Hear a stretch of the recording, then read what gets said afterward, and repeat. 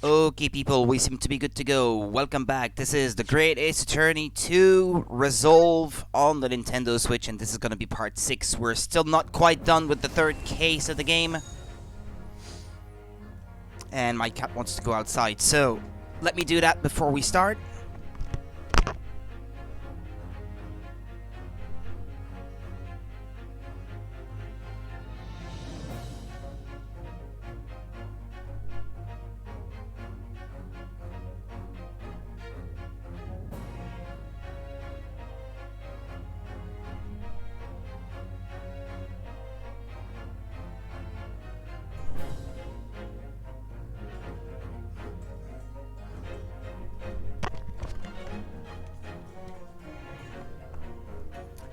Alright.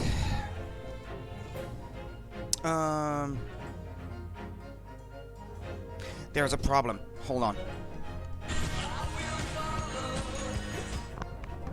Thank you for the follow.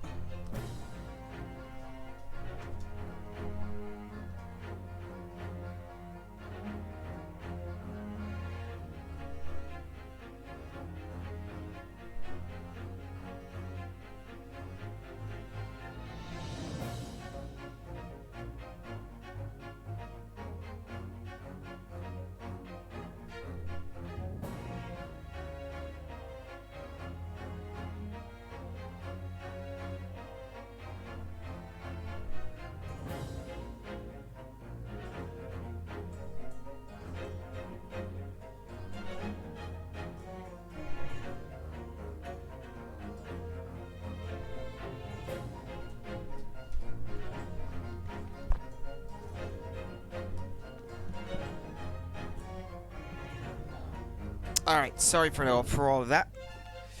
I shouldn't get interrupted anymore. Hopefully. Let's get started. Alright, I had to interrogate Drebber.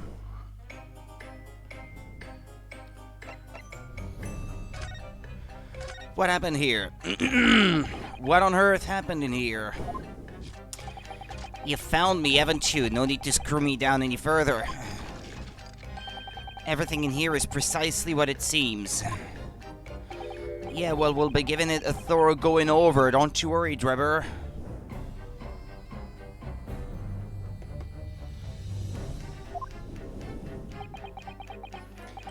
What fails to click with me is how you were able to locate my workshop that I was not expecting.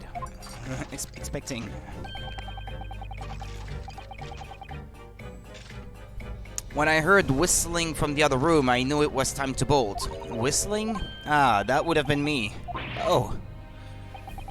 For some reason, I woke in fine fettle today. No words, just tightly squeezed chips. Clearly, I must have a screw loose, though, as I couldn't remember the combination for the safe. And another one loose, as I couldn't remember on which piece of furniture I'd written it down. We also found a rope over by the wall. Yes, I had hoped to exit through the skylight, but sadly the rope was too short. So I then set about searching for the combination code to open the safe. What's with the words always being in orange like that? And burning the incriminating blueprints, don't forget. Regrettably, though, you failed to retrieve the head from the balloon among the rafters.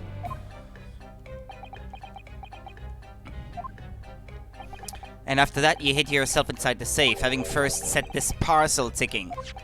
Well, I had no intention of being nailed by the police. Yeah, well, it's always, what, puns on mechanics and, clockwork stuff? The time bomb.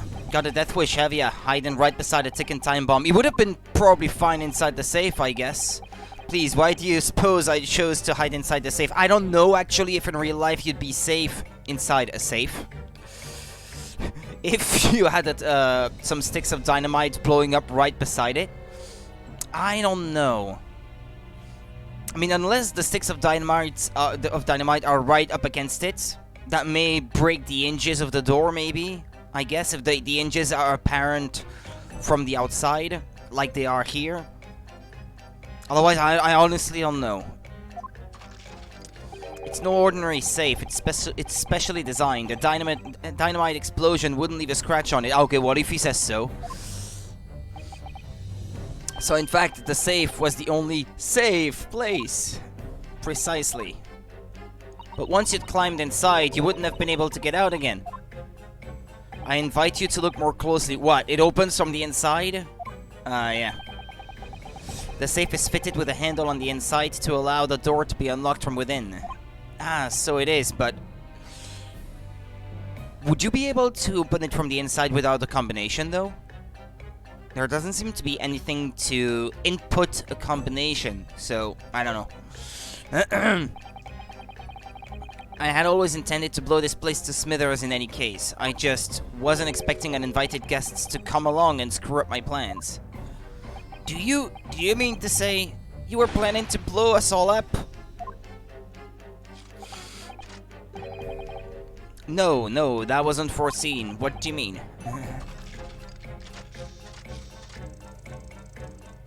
Most people run, you see, when they see a ticking time bomb at their feet.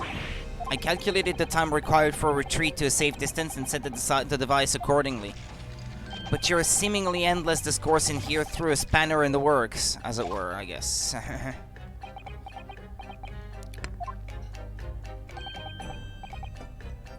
Is something wrong, Gregson? Do I have something on my face besides the usual eyes, ears, nose, and mouth?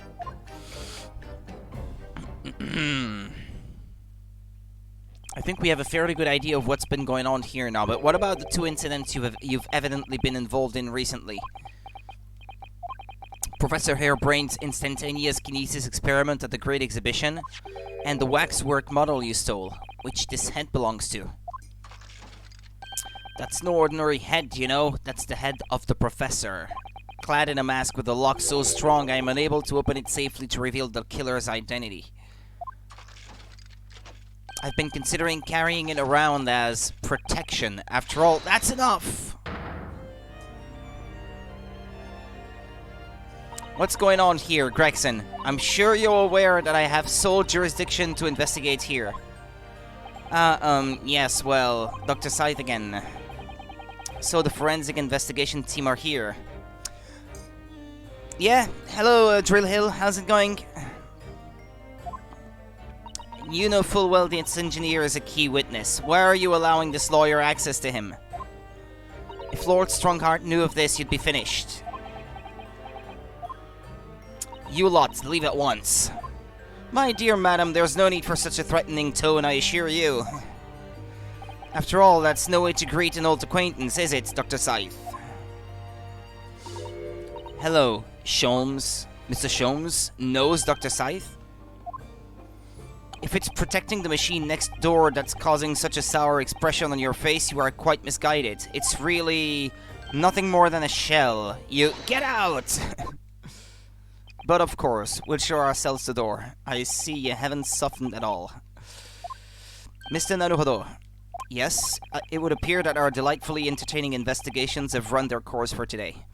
Good year, had a half a day due to it being a bank holiday here, then I did some writing. How's your day been? Not much really. I'm not feeling too good at the moment, but I'm on the up and up, so I'm getting better. But Mr. Sholmes, let us leave this place in the doctor's capable hands. I said get out now, all of you. Your presence here is not required either, Gregson. Understood. But I'll just say one thing before I head off. If it wasn't for this lawyer and his companions, we'd never have found this place, and the whole workshop would have been blown to bits. There was a time bomb sent in here. This lot disarmed. Inspector.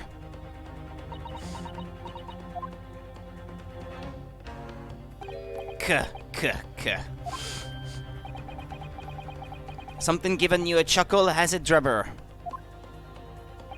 Ah, so sorry. Didn't mean to offend. You're quite right, of course. You did disarm the time bomb, didn't you?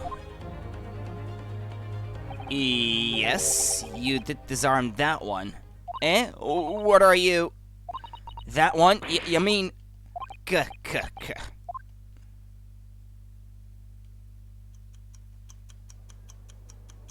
At the exhibition? You planted a bomb at the exhibition? Uh-oh.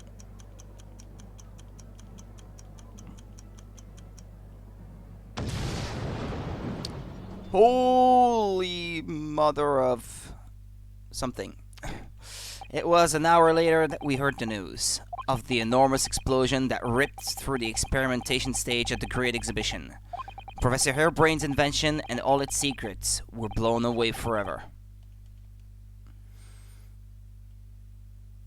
Okay, that happened. To be continued. Didn't see that coming. Save your current progress. Trial Part 3.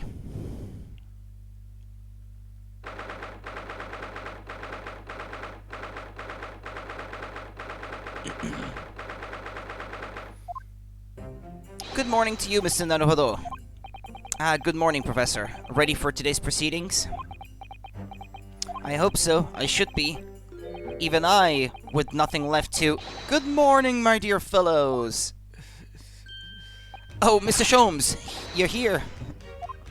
Why, naturally, a true gentleman stands shoulder to shoulder with his friends in battle at all times. Thank you, I really appreciate it. I'll see you later then.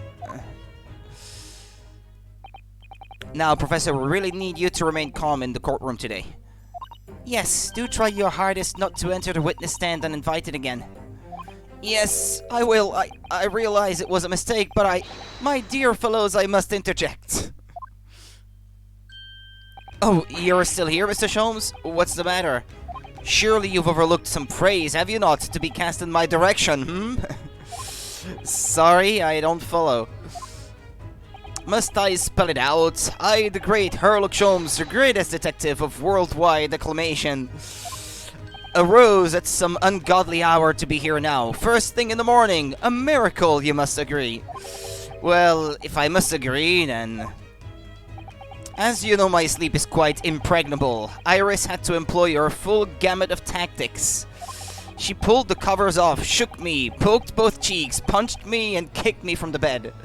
Then she poured the boiling cup of our latest experimental blend on my face, and at last I was bestirred. Oh my, Iris has been busy. Iris doesn't have it in her to go that far, she's too nice. I sense the spirit of a fellow scientist, one who relishes the infinite possibilities of blending tea. I'm the one worthy of praise here, not Iris. This is my victory. Sorry to cut in. Who's that? Gregson. Oh, Inspector Gregson, good morning. Gregson, my dear fellow, why the grim expression at this delightfully early hour? Oh, I don't know, maybe because I've been confronted with a grimmer expression, eh? Dear me, are you going to take that insult lying down, Professor? What? I don't know! Poor Professor. Anyway, here's the paperwork you asked for. What paperwork? I took the liberty of requesting it yesterday. I have a feeling it may prove useful. What's that? You wouldn't believe the hoops I had to jump through to get this brought out of the archives. It's the professor's autopsy report. That mass murderers? Who killed 5 members of the aristocracy. He was found guilty in a closed trial 10 years ago now. It was all done under wraps. And he was quickly executed soon after the trial. It's all in here. The killer's autopsy report has been entered into the court record. Yeah, who was tried and found guilty by closed trial 10 years ago. I don't know what to say. Thank you, Inspector. Yes, much obliged, Gregson. Us lowly lot of the yard are just doing what we can, in the shadow of the great Detective Sholmes, of course. He didn't mean that, I think. Well then, Professor Harebrain, this is it. Today we're going to lay all this to rest at last. I wish you the best of luck, Professor. I suppose he'll be in there today, will he? Drebber. Yes, we expect the prosecution to summon him as a witness. I'm still amazed that you managed to find him in just one day. I really owe you both so much. Counsel and the defendant. The trial is about to resume. Kindly make your way into the courtroom at once. This is it then. The final chapter. Funny, my heart's racing a little. I've not felt this before actually, this strange foreboding. As if something's going to happen in this trial that I am not ready for. But I can't let that distract me from the only thing that really matters. Finding the truth.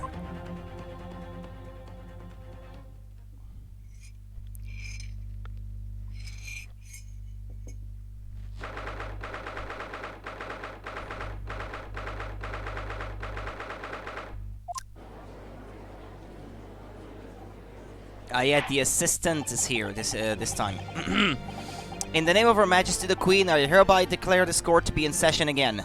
We resume the public hearing of Hulbert Harebrain, here present, who stands accused of murder. Are the counsels for the prosecution and defense ready to proceed? The prosecution is ready, my lord. The defense is ready, my lord. As promised, Lord Van Zieks as his apprentice with him. His apprentice with memory loss. If I may, Lord Van Zieks. Yes, my lord. There appears to be someone standing at your side. Ah, yes. My apprentice and assistant. The prosecution believes today's proceedings will see the complexity of this case rise considerably. Wait, what? He does that? I therefore instructed my assistant to attend to assure the smooth running of the trial. And the smooth running of liquid refreshments, by the look of it. The way he holds himself, the way he moves. It couldn't be anyone else. But he's still suffering from amnesia, so there's really nothing we can do at the moment. I know, but... oh, this is so very hard. It would appear the prosecution has done a fine job in responding to the demands of the court made yesterday. I understand you have successfully secured the engineer who disappeared from the scene on the day in question. Yes, my lord. I intend to call him as a witness shortly. Very good, very good. Now then, ladies and gentlemen of the jury, who have been chosen at random to represent the will of the people in this courtroom today, are you ready and willing to proceed? Of course, my lord. I'm sure we all understand the importance of doing our civic duty.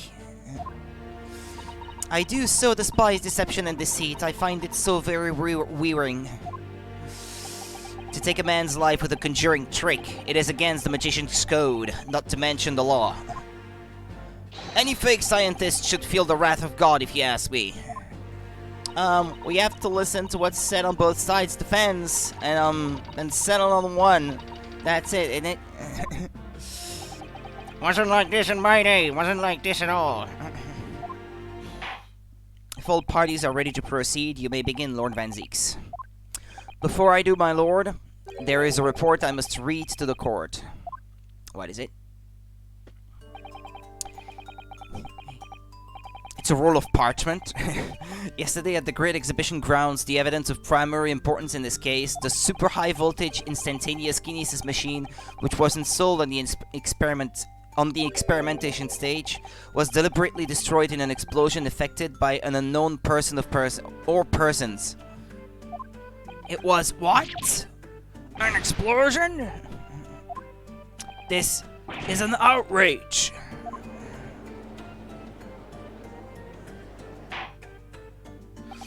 Yes, I heard this grave news yesterday. Scotland Yard submitted a report to my office in the evening. I read that the machine was blasted to smithers and the wreckage reduced to ashes in the flames. I have here a photographic print of the scene taken in the wake of the explosion.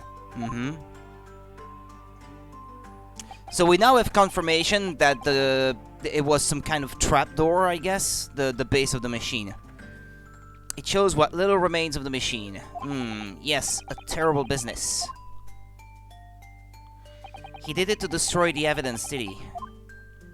That Enoch Drebber. The court will take this print as evidence, counsel. The post-explosion photograph has been entered into the court record. Late yesterday afternoon, the protection afforded to the machine by the Special Dispensation for Scientific Equipment Act was revoked. However, before a thorough investigation could begin, the invention was obliterated from existence. As such, this will become a very different trial.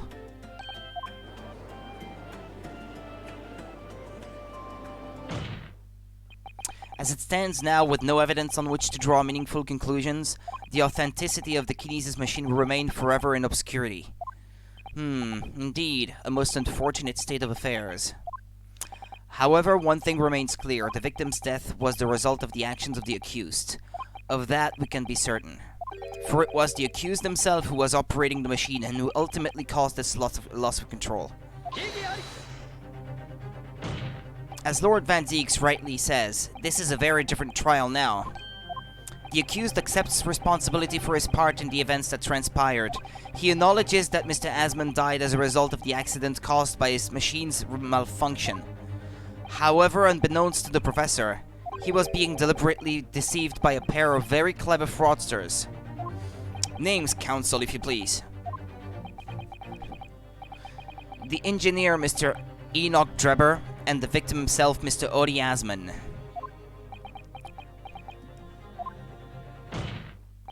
Bam! So what exactly were these two men up to behind the defendant's back? The defense intends to expose that information, thus establishing the unequivocal innocence of the defendant.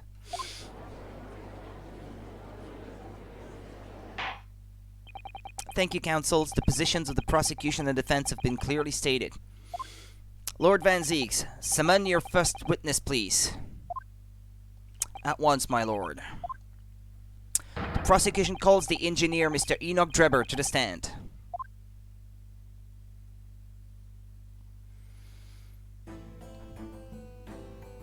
State your name and occupation for the court. Name, Enoch Drebber. Occupation, hard to pin down, I would say. See that black monocle? Yes, why do I feel as though I've seen it somewhere before? Oh, you too? I had exactly the same feeling myself. Your file indicates that you are currently being investigated in connection with another case. The theft of a waxwork model, is it? A most extraordinary sounding business. But that has no bearing on this trial, I assure you. Cleave it from your mind. That's gonna be hard to do. Because I bet if it's in my court record, it has something to do with the case. I just have to establish the link. You're familiar with the public experiment carried out at the Great Exhibition some days ago? The accused super high voltage instantaneous kinesis demonstration. Yes, you could say that. I am aware of it. There was a terrible accident, wasn't there? It was you, Mr. Drebber, who constructed the vast machine used in the experiment. Or so our investigations indicate. Can you confirm your involvement? Yes, I constructed it in precise accordance with the blueprints, but that's all. Then the court will be very interested to hear your thoughts about the machine, I'm sure.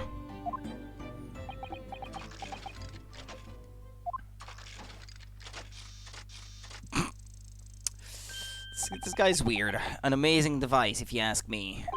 The pinnacle of modern science, making instantaneous kinesis a reality at last. What? Good gracious, do you mean to say that the experiment was bona fide? In Latin, that's how you would say it, but in English, I don't know how you would say it. Is that your belief, sir? Yes, that is very much my belief. Such a waste that it blew up. You blew it up. But we've already established the machine was nothing more than a prop for an elaborate conjuring trick. You've established nothing of the sort. All that was shown during yesterday's proceedings is that the same outcome could have been produced by means of stage trickery. The defense merely proposed a method and demonstrated its feasibility, nothing more. But... We've procrastinated long enough, I feel. Witness, you will now give your formal testimony about the machine that you constructed for the purpose of the demonstration at the Great Exhibition. Understood.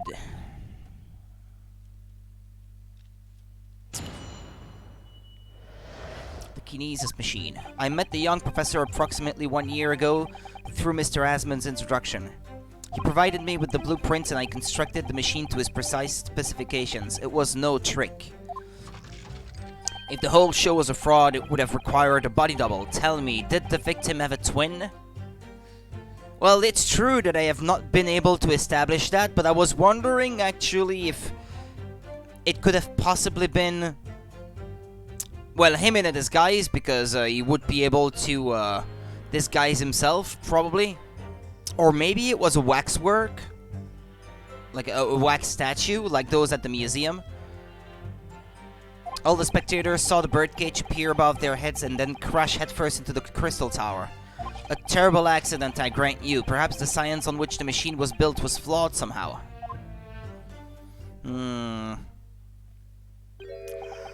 A body double? That goes without saying, surely, to give the impression that something has moved when in reality it hasn't. It's a basic conjuring principle. The deception cannot be achieved without substituting the original with the fake at some point in the performance. But would I be right in saying you haven't managed to establish anything along those lines? Actually, I haven't had a look at the picture yet. The one from before.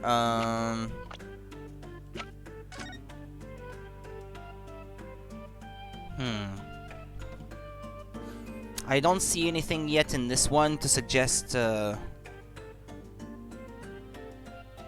anything of importance, other than the fact that this thing is open. That's about the only thing that I think I can glean from this. Yeah, the metal floor of the stage has been blown open by the explosion. But if it's meant to open, so that's already a clear indication, no? Killer's autopsy report. Yeah, I haven't looked at that yet. Condemned prisoner redacted for confidentiality. Pseudonym the professor. Death by hanging. Confirmed at midnight, 17th June. Courtney Stevens. Who's Courtney Stevens? Is this someone we already know of? Is that name relevant somehow? It's the same name as her. Maiden name, maybe? For Courtney Scythe? Incidentally, the prosecution has already confirmed that Mr. Asman had no twin siblings. It's my understanding that this witness is well versed in conjuring artfulness. Hello, Red Gamely, hello! It's my understanding that this witness is well versed in conjuring artfulness. But such talents do not indicate that he was actually able to accomplish what he claims, namely the construction of what, by all accounts, must have been an extremely complex scientific machine. Whatever do you mean?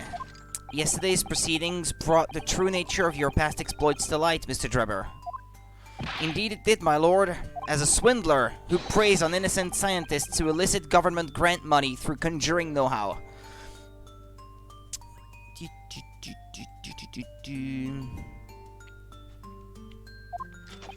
Yes, it's true that I possess considerable knowledge of stage magic. But crucially, my scientific knowledge more than matches that of any academic on the field. Investigation of the witness's workshop attests to that claim, my lord. As evidence, the police found this Royal Society trophy for young talent in science there. Yes, that's true, we spotted it there ourselves. If a hypothesis is sound, it can always be forged into physical manifestation with sufficient skill. Though I may have sold the secrets of some deceptive wiles to sniveling, talentless scientists in the past. Would you therefore assert that the explosion of the machine was... Next case, I shall join you in. I don't like this case a lot. At the end of it, I will explain why. Though I love Drebber, he is very wholesome. He's weird, so far, at least. An unfortunate accident, or of course a deliberate act of murder carried out by misuse of the science.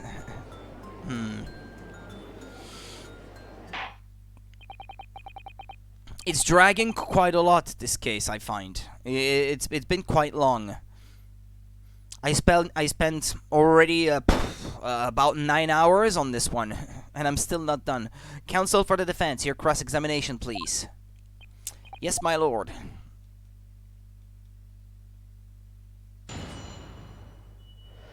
The Kinesis machine. I met the young professor approximately 1 year ago through Mr. Asmund's introduction. I don't think that's relevant. He provided me with the blueprints and I constructed the machine to his precise specifications. It was no trick.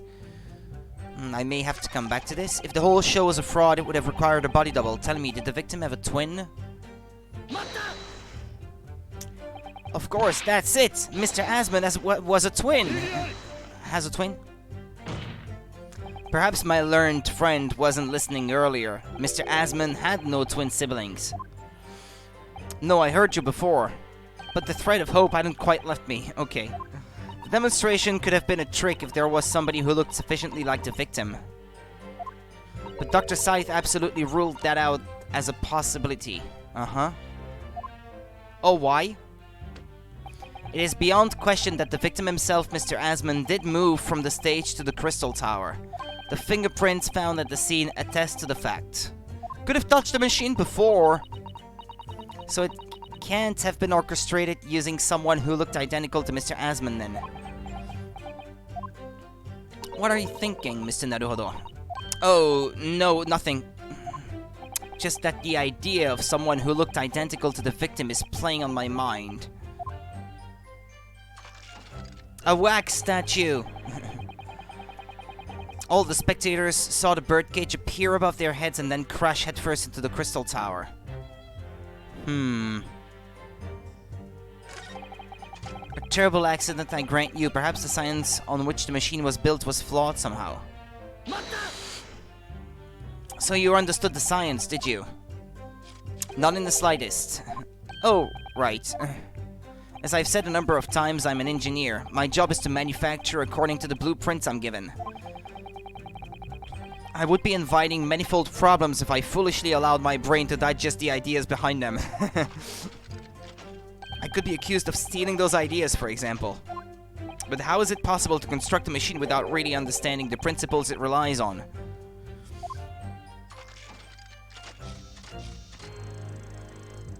Well, you're practicing law without really understanding the principles it relies on, aren't you? Ouch! A very good point. Stand up for yourself, Mr. Naruhodo. The point is, the experiment resulted in instantaneous kinesis taking place. As such, the science must be sound.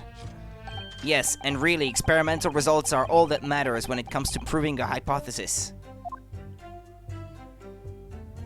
He's certainly very sure of himself. What do you think, Mr. Naruhodo?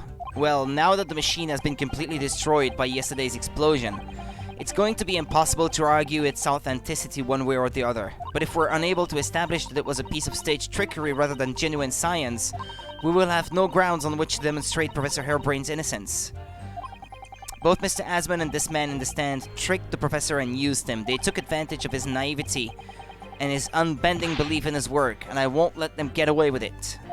And seeing as the professor is an old friend of Lord Van Zeek's, what on earth must he be feeling towards Trevor?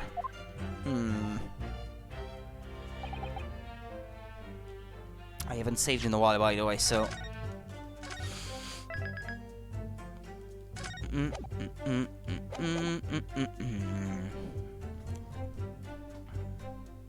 I met the young professor approximately 1 year ago. I don't think that's relevant.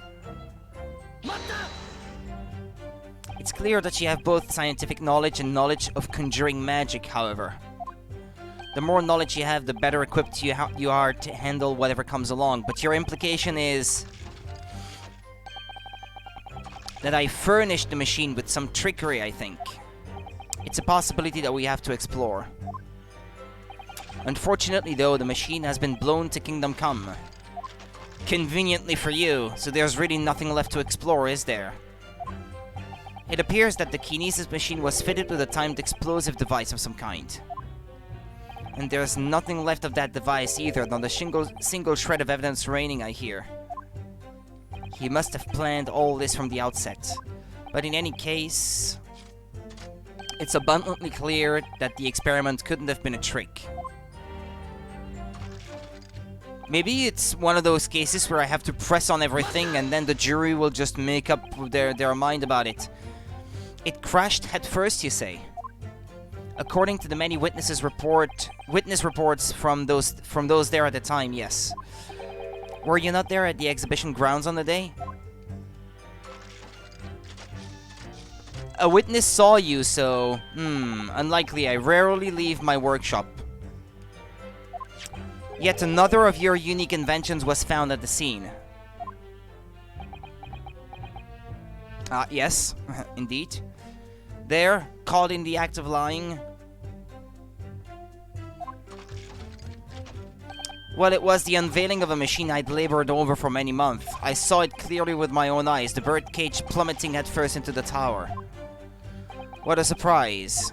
I believe the victim's neck was broken from the headlong fall, wasn't it?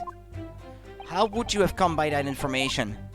Even an infernal recluse like me reads the newspapers, you know. According to the reports, 2 injuries were apparent on the victim's body.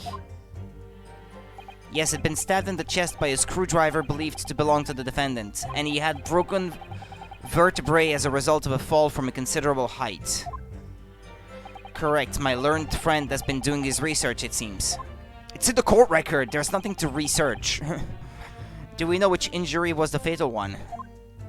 Sadly not. Forensic science is not yet at a level where such things can be determined. I thought actually that the report said that it was the stab wound that killed him.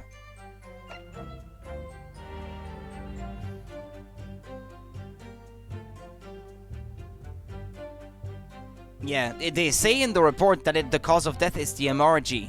So... Well... Whatever, I don't think this is important right now. What we do know is that the victim died having sustained both injuries at some point during the experiment. And since he was found in the birdcage with his neck broken, it's obvious that he fell from a considerable height. I suppose that's hard to deny.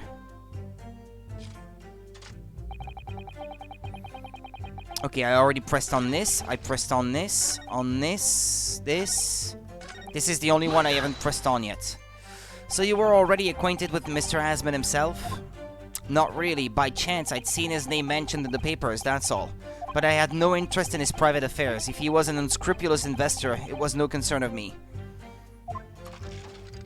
As long as people pay their bills, I take up my tools and construct what they asked for. So why did Mr. Asman approach you in particular then? Who can say? I presume because my name is associated with excellence in engineering. Not to mention excellence in fraud.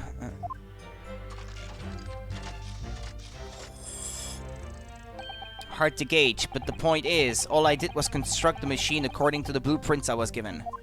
In other words, the kinesis machine was built on solid scientific principles. Yes, you might say that. Professor Hairbrain certainly has a mind like no other. That's it, I've pressed on everything and I'm still not quite sure what to do.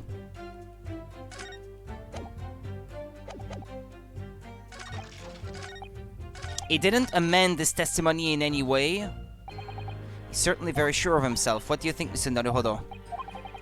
Yeah, this is the same text as before. I pressed everything. There is no amendment to the testimony, so I have to press to present something somewhere, I guess.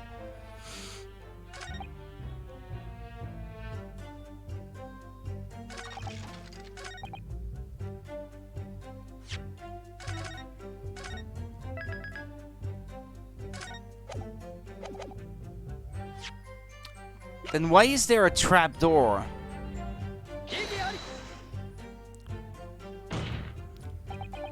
Yeah, this is not incorrect.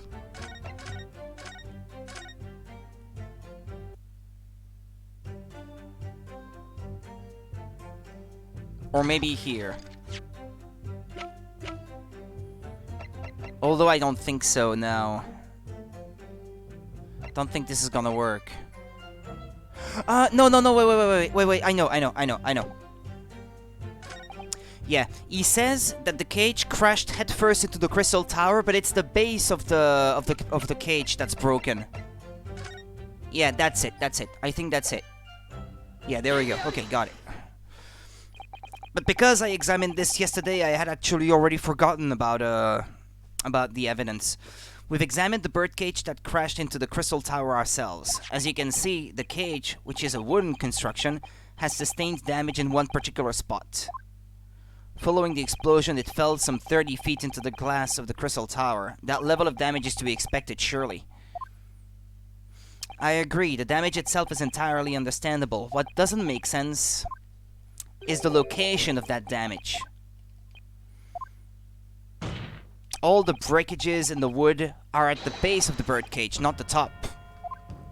What are you saying? That's the opposite of where they should be. That's right, my lord. The birdcage that was at the scene is damaged at its base, so we have reports of the birdcage falling headlong into the crystal tower, yet the damage is at the bottom. The only way to reconcile these two facts is to accept that there were two bird cages in play that day, which were at some point switched. Switched during what wasn't a scientific experiment at all, but an elaborate piece of stage trickery. Garr! Good gracious, explain yourself, witness. Well... If we examine the facts, there's only one logical conclusion we can draw. The damage on the base of the birdcage clearly indicates that it crashed tail first into the tower. But multiple witness reports claim it fell head first. The birdcage materialized in the sky next to a balloon flying over the stage, following a spontaneous explosion. At an altitude of some 60 feet above ground level, which is approximately 18 meters. Yeah, thank you. It then proceeded to fall some 30 feet into the crystal tower in the ensuing deflagration. Witness reports amid such chaos are notoriously unreliable. But all at the same time, though? But the victim's neck was broken. He plummeted 30 feet inside a heavy wooden cage. However he fell, it would be unsurprising to find one or two of his vertebrae crushed.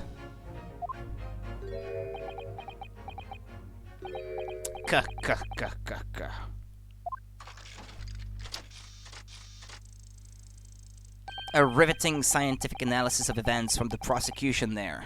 Though to be even more rigorous, you would have to say it was only one vertebra, actually.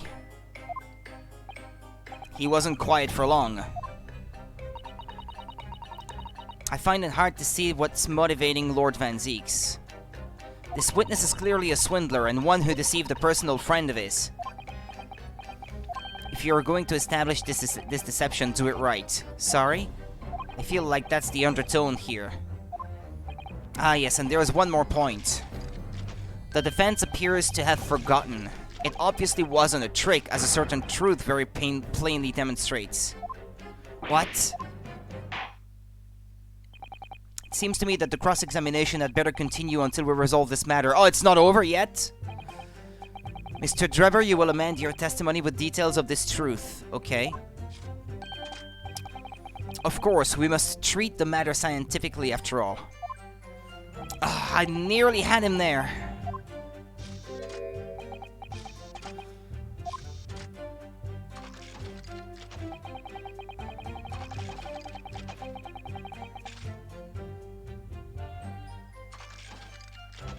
The kinesis clearly took place because there's nowhere else 30 feet high from the birdcage to have fallen from. A balloon! Show the balloon fragment, the piece of canvas. No? Or what? Should I press it?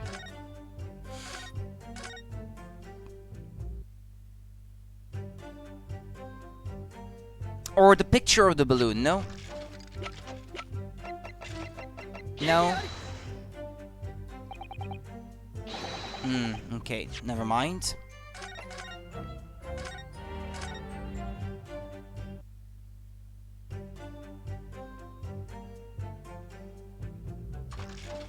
Let's press it, see what else I can get from his testimony. What do you mean? Well, before the demonstration began, the victim was alive on stage in front of the audience.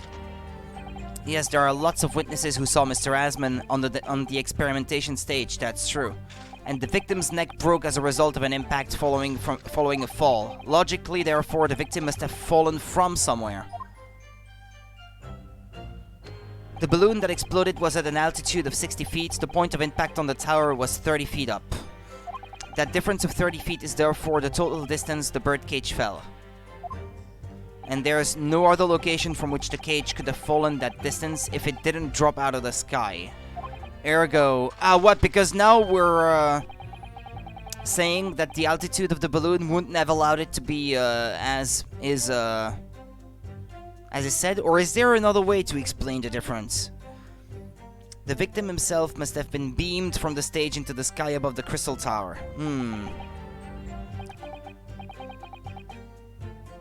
A transient scientific analysis. Dear me. Every time I hear it explained, it sounds incredibly plausible. Oh yes, it's all very well thought out. Certainly all the spectators on the day saw it, the birdcage plummeting 30 feet through the air, I mean. Irritatingly, yes.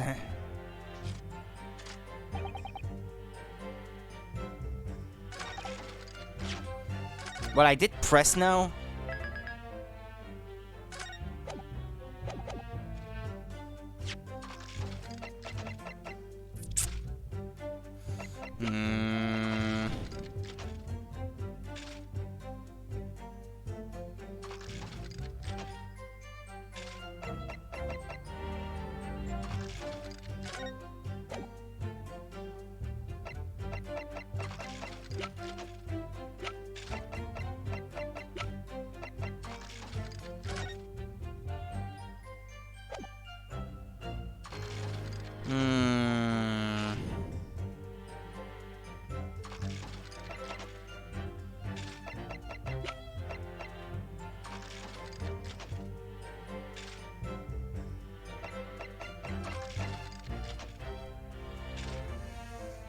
Now this is right now completely unrelated, so I can't really draw any comparisons to this. Or the platform? How high is the platform for the...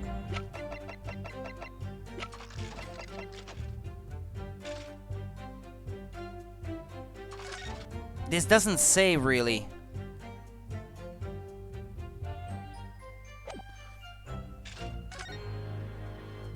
Although I guess if they say... Well, it's not really...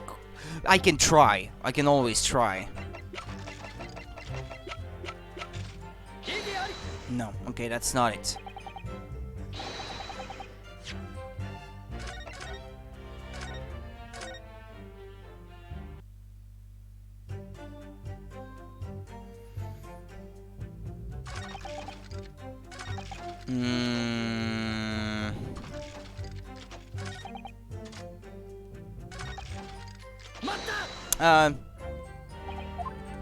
Yeah, sorry. I didn't mean to do that.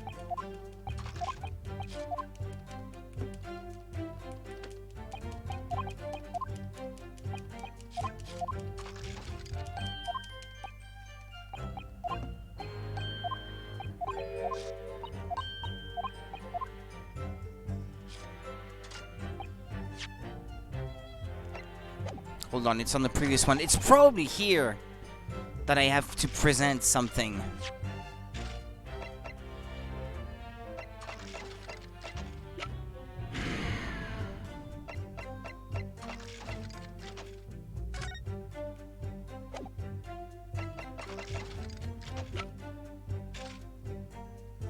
Nah, I'm at a loss right now.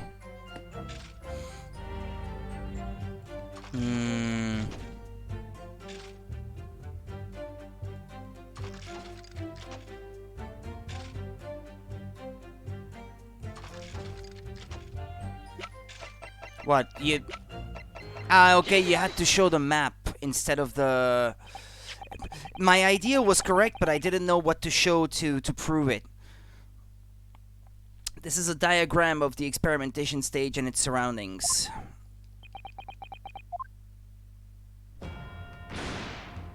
We know that somehow the birdcage appeared in midair before falling down into the crystal tower. A fall of about 30 feet, or 9 meters. However, if you examine the diagram carefully, you'll see that there is one other possible location from which the birdcage could have fallen.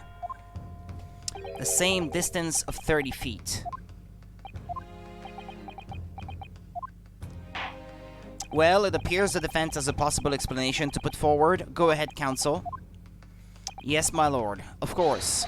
You would indicate the place to which you are referring on the same diagram.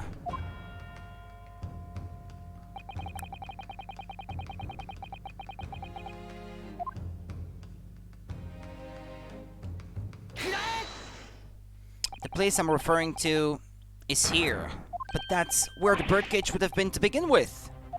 Which is exactly the point, my lord. Yes, the birdcage was in the machine on the stage, but what we must also consider is that the height of the stage itself... Wait, what? Yeah, is the height of the stage itself, yeah. Go on, counsel. It turns out that the experimentation stage was built at a considerable height above ground level. If you look at the diagram, in fact, you'll see it's at about the same height above ground as the balloon was above the crash site.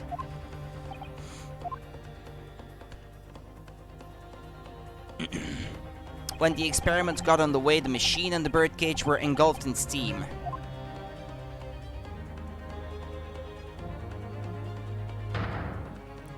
At that moment, the floor of the stage gave way, and if we assume there to be a void underneath, this birdcage and the one seen by the audience have fallen almost exactly the same distance.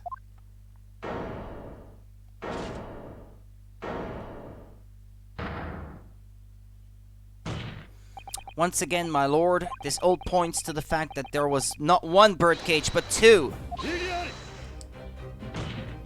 My learned friend has no evidence that the stage had such a contrivance in its design. Actually, we do. Someone is responsible for the criminal destruction of the kinesis machine itself, it's true. However, the stage still stands. And take a moment to look at the photographic print of the scene following yesterday's explosion. Good lord, the metal grill that formed the floor of the machine is undone. Yes, most likely blown open by the force of the explosion that destroyed the rest of the machine. The defense calls for the space below the stage to be investigated immediately.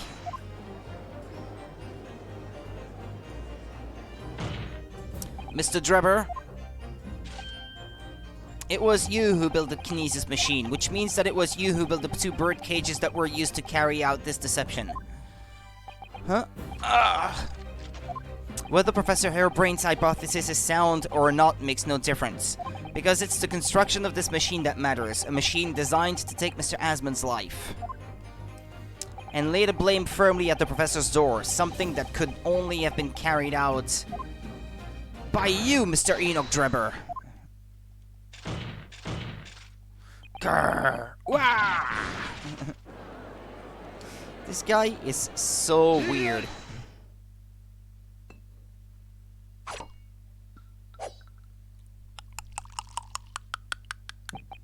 If my learned friend has reached the end of his wild assertions, the prosecution would like to crush the defense's argument slowly but surely. What? Your argument fails to hold water on 2 counts. Well, the body was found at the tower, not in the base of the stage. Firstly, before and after the experiment, this witness went nowhere near the kinesis machine. So you say. I mean, that's what he says. Every relevant member of staff from the exhibition has attested to that. And I believe members of Scotland Yard have also been on watch duty at every public experiment. In other words, Mr. Drebber had no opportunity to switch the alleged pair of bird cages. But I've already explained why you wouldn't have needed to. The nonsense with the crossbow, that doesn't bolster your case at all. The man who disappeared from the stage and the man who crashed into the tower are one and the same. The forensic investigation team's report is unequivocal on that point. And the second flaw in your assertion is a distinct lack of motive. Why would this man have wanted to take the victim's life? He had no reason to do so. A motive? Do I have to think of everything myself? I have here a contract provided by the witness. What contract is this, Lord Van Zeeks? The contract into which Mr. Drebber entered with the victim, Mr. Asman. It reads, Mr. Drebber is to receive 30% of all remunerations from the government, from government grants or other income. 30%, certainly very favorable contractual conditions. But there was one very important provision bolted onto that clause. That he be alive. Mr. Drebber may only uphold this right on condition that both contracting parties are alive. That's a weird thing to include in your contract, though, I guess. In other words, if either of us were to die, the contract would become null and void. So you see, I had nothing to gain from Mr. Asman's death. The diametric opposite, in fact.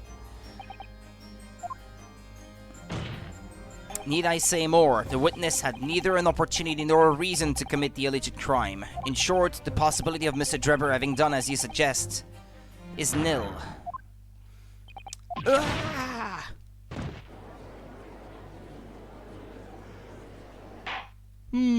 It seems the defense's assertion was somewhat wide of the mark.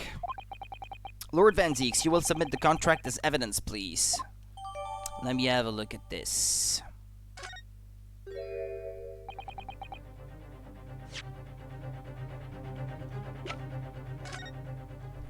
The inventor, Mr. Odi Asman, hereby enters into contract with the provider, Mr. Enoch Drebber, to fund labor and materials for the construction of a super high voltage instantaneous kinesis machine.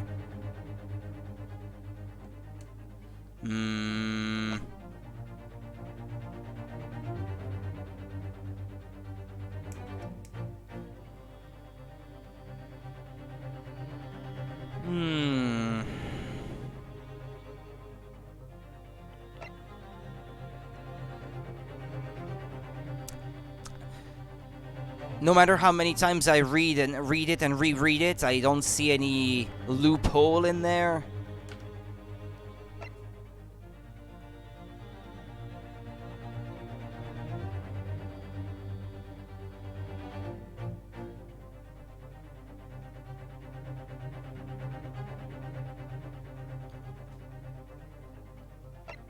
Unless the guy is not dead. But who would be the victim then?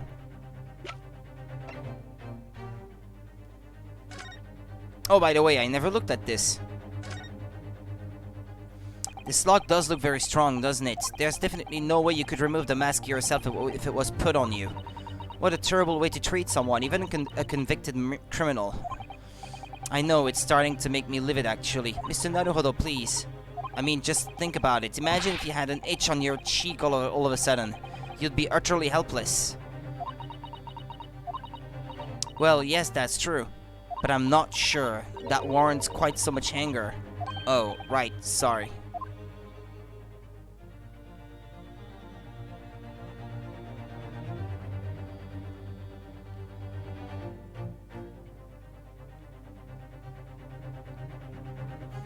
Reminds me of the man in the Iron Mask. That legend about a king of France having a twin brother.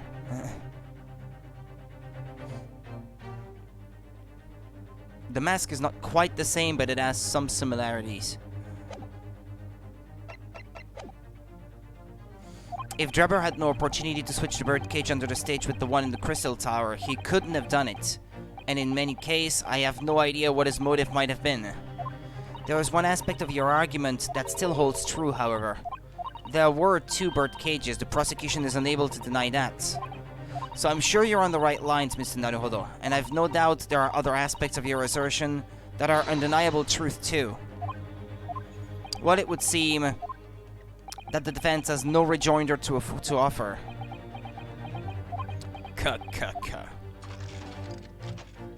Well, I must say I'm a little surprised. I came here to testify about the machine I built, and instead my reputation is defiled. But the prosecution's counter has set the record straight, I think. It's impossible that I am the culprit.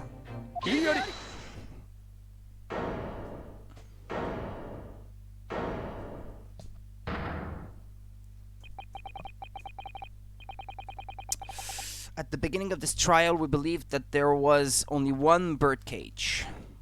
Yet now we know there must have been two. In other words, there was more to the demonstration than we realized at first.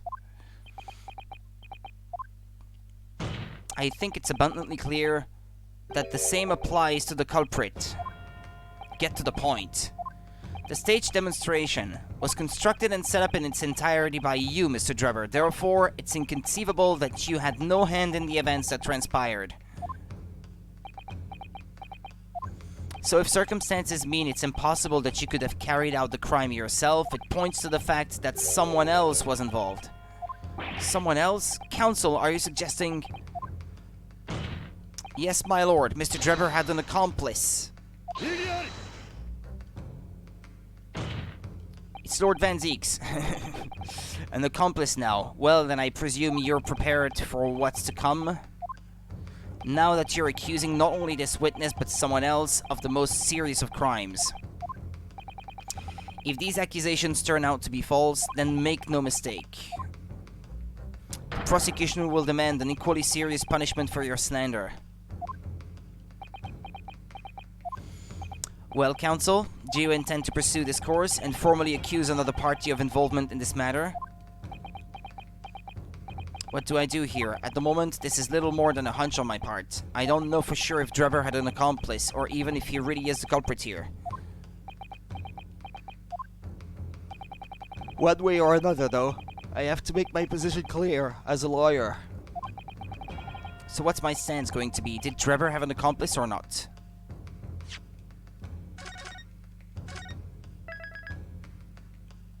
Well, he came up with the idea himself. I don't think the game would have come up with this idea if you were meant to just reject it outright. In terms of game logic, that wouldn't make much sense. The defense is ready to name Mr. Drebber's accomplice. Somehow the two bird cages must have been switched. Everything points to that. Yet according to the coroner's report, that's not a possibility.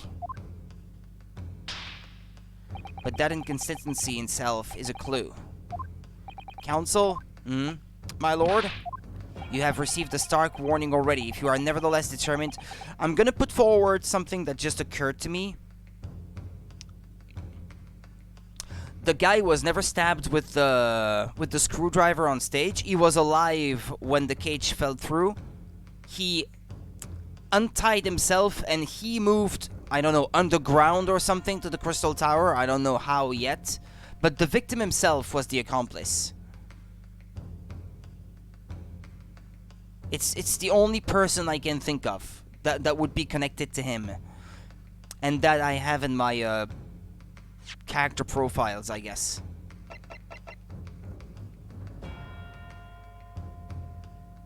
Yeah, who else would that be?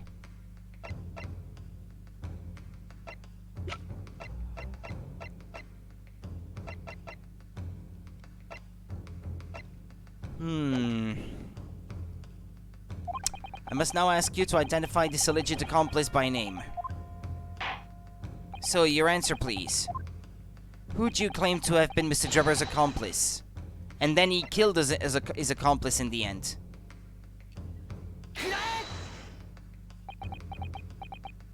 Who is this person? That's incorrect. No? Someone intimately related to the crime, my lord, and someone you surely wouldn't say you don't know. Yes, thank you. I'm aware of the person, obviously, but on what basis do you claim felonious involvement? Oh yeah, that sounds like a generic answer that happens when you didn't pick the right thing. You surely wouldn't say you don't know, would you?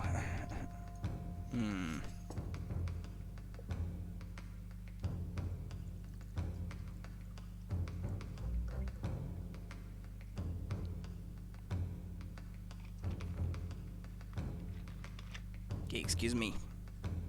It's time to taste my tea.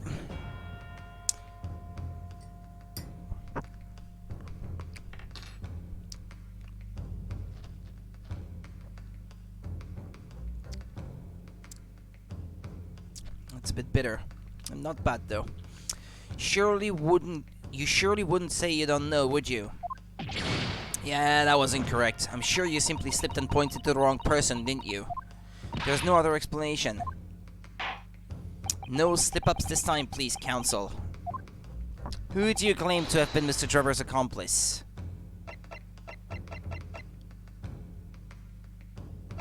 The Masked Man?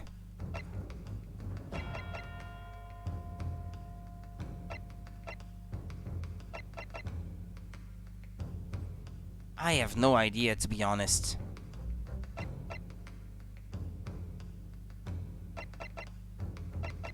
Maybe I was supposed to back down.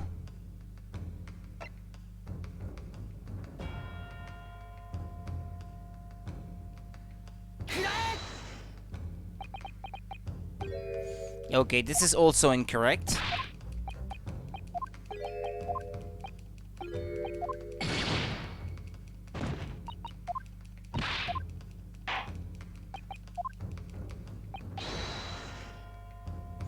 Susato Mikotowa, that would be fun.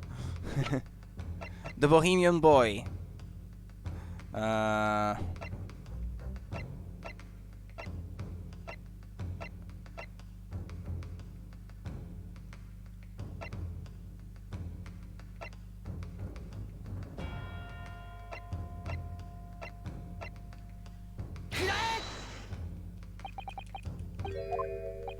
I think I was supposed to back down. I don't know who.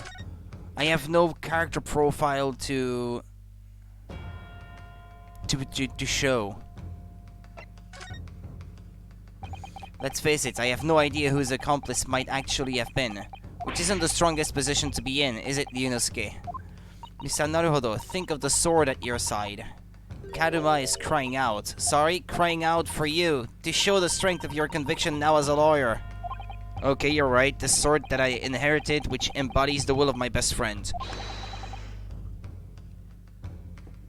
is my own accomplice. I'm not sure that's quite the right word, but that's the spirit, certainly.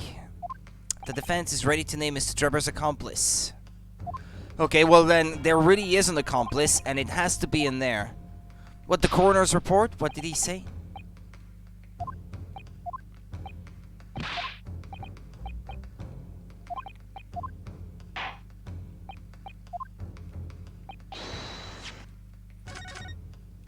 Well, clearly, if you pick the other thing and you're still asked to show someone in the end, it has to be someone in there.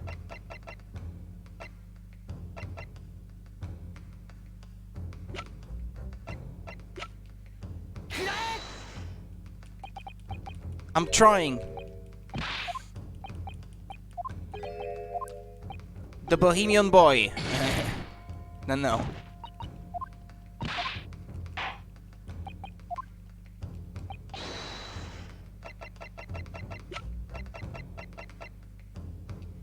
Himself.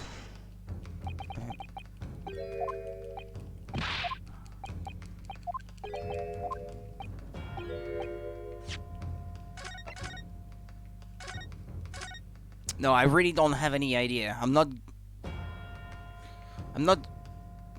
playing around. I really don't have any idea.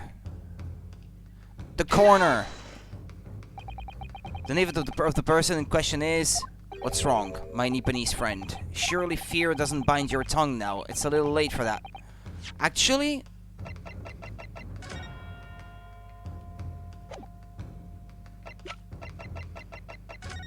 No, it's Courtney Stevens.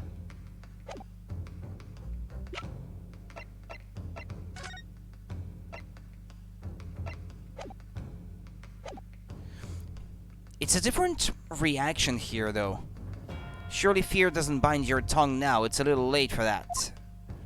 Of course I'm afraid. After all, naming her in this capacity is definitely going to make waves. A lot of waves. I could very well turn every single person in this courtroom against me. I'm sure it will be alright, Mr. Naruhodo. What? That's the right answer, but I don't even have the start of an idea of why it would be her. Thank you, Mr. Sato. The enemy always appears larger than life, but you'll appear exactly the same to the enemy. Alright then, here goes.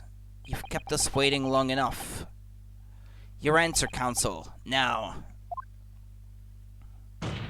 The person who colluded with Mr. Drebber in order to carry out this wicked crime is Scotland Yard's coroner, Dr. Courtney Scythe. What the blazes are you talking about? Dr. Scythe? The head of the forensic investigation team and the coroner who conducted the autopsy on the victim? Well, it's true, I mean, if the guy really isn't dead, because this is the only way that the contract would still be valid, then there would have had to be someone to say that he is dead when he wasn't, and that would have been the coroner. I guess like that.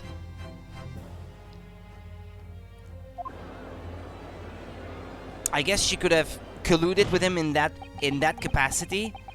We know there were 2 bird cages, so who could have carried out the switch to complete the illusion? The accident happened in front of a huge crowd of spectators, and the area was immediately sealed off. Then everyone, police officers included, were banished to make way for the forensic investigation team. When else could the switch have occurred? It can only have been in that team's presence. Doesn't seem too happy at the moment, so...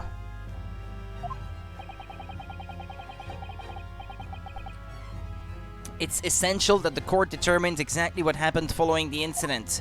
The defense demands that Dr. Scythe be summoned to the witness stand at once to testify.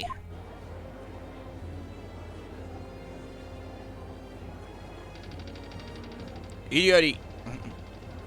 You've got nerve, lad, standing up there, dragging the Yard's name through the mud.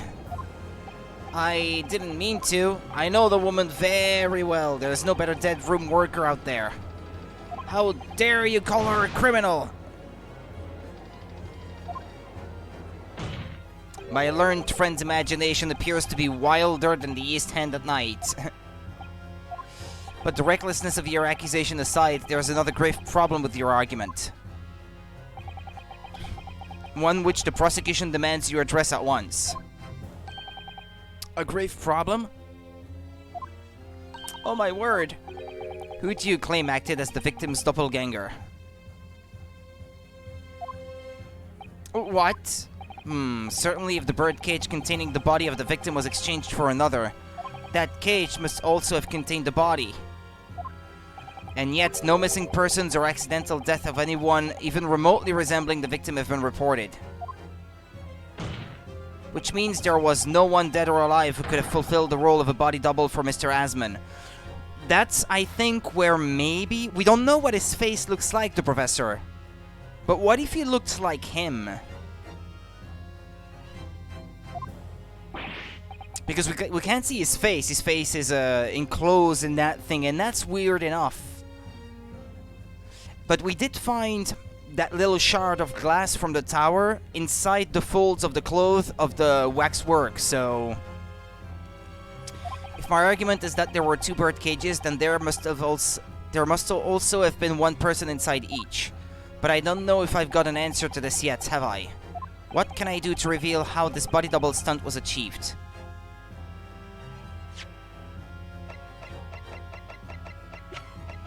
Either that or that.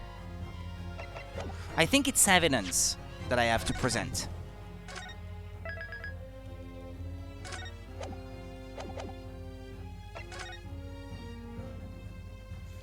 Very well, the defense will address my learned friend's concerns by presenting evidence that reveals the true nature of Mr. Asman's body double. Good gracious, evidence? I do hope this isn't filibustering, counsel. The court is expecting a name. If you think you have relevant evidence, present it now. The body double and the birdcage were hiding inside the balloon that was floating above the stage, which means that any witnesses would only have seen them from 60 feet away. Yeah, there was something... What was it? The scalpels or something? The ledger in her office. Dr. Scythe had the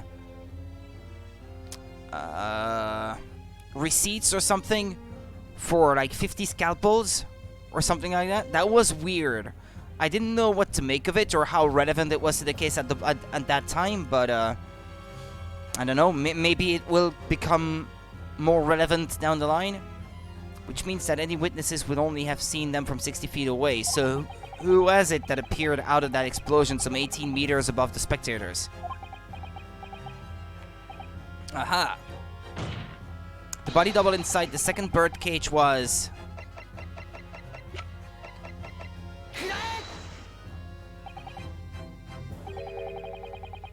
Okay, this is incorrect.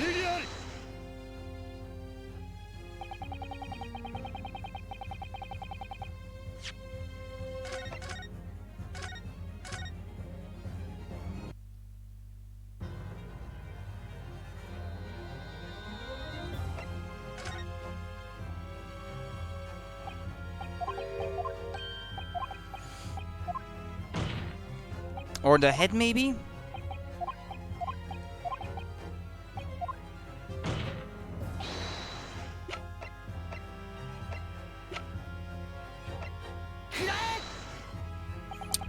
Okay. We know that the victim, Mr. Asman, was in the birdcage that was situated inside the kinesis machine on stage, and therefore he couldn't have been inside the second birdcage. Instead, that contained something else. What's been described as a body double, which is what fell from the sky and crashed into the crystal tower. Yes, Counsel, according to your somewhat elaborate version of events. He is the thief of the wax work. And I said before, it's probably gonna be connected to the case, even if he says the contrary.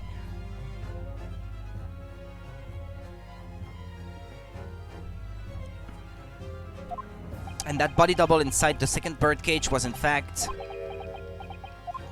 It's alright, Mr. Naruhodo. You're ready for this. Just steel yourself. And come out with it. Thank you, Mr. Sato. I needed that. As I was saying, the body double inside the second birdcage was... As unbelievable as it may seem...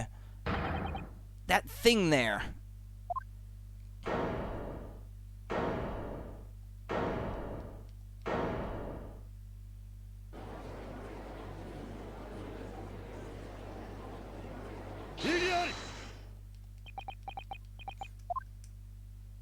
Open your eyes and look into mine, my Nipponese friend. Now tell me, what are you playing at? Stand firm now, Rinosuke. This is the time to show your Japanese spirit. As the court will observe, this is a waxwork model. Oops, that was a weak one. A model, in fact, of an infamous London murderer from 10 years ago, the Professor. You started by indicting the leader of the forensic investigation team as an accomplice in this crime. And now you've moved on to indicting waxworks? Well, I propose that Hosman, or whatever his name is the Professor. And that he never died all along. No? How far-fetched does that sound? And that would be why they look like one another, because they're the same person. But why? And why this waxwork? It looks nothing like the victim. In fact, it could hardly resemble him less.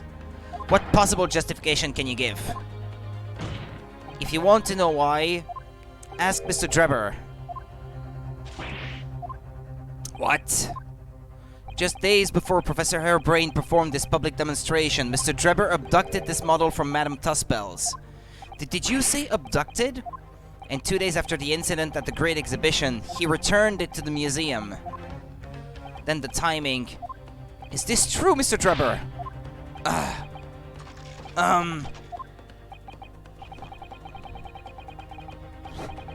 At first, I couldn't see why Mr. Drebber would have stolen the waxwork and then given it back again.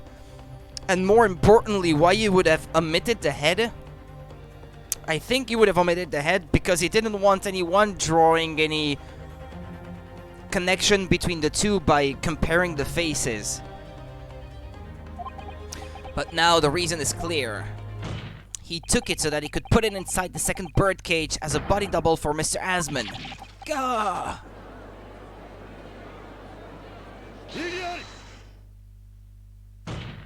Are you hearing this, ladies and gentlemen of the jury?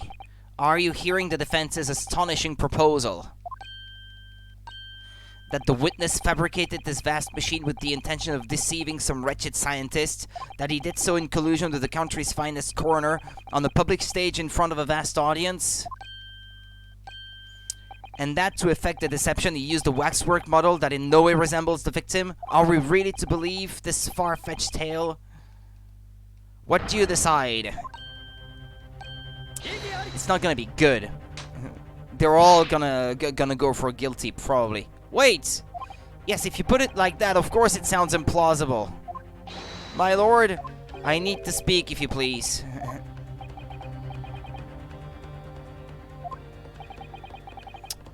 Myself and my colleagues have reached an agreement. Very good. In that case, ladies and gentlemen of the jury, you will state your leanings for the court to hear now. 有罪 有罪 有罪有罪有罪 有罪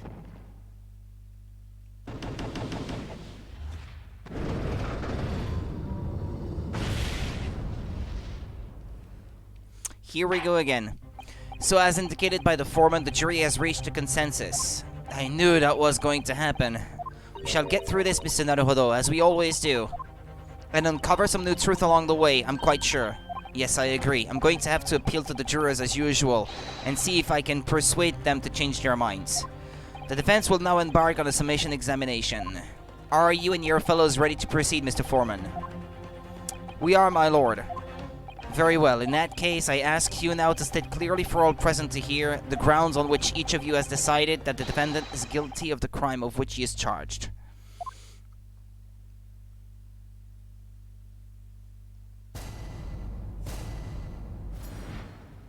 The jurors' contentions. I've known that woman for years. She'd never be an accomplice to anything. It's utter nonsense to think those two would ever be conniving with one another. Oh dear, this is most troubling, but surely the waxwork the man stole has nothing to do with the coroner, is it? I have had my own problems with members of the police. I do not trust them much. I've seen no rigorous proof that this waxwork was ever inside the birdcage. It's conjecture. Accusing someone without right evidences? He's not a proper job, is he? I won't have it.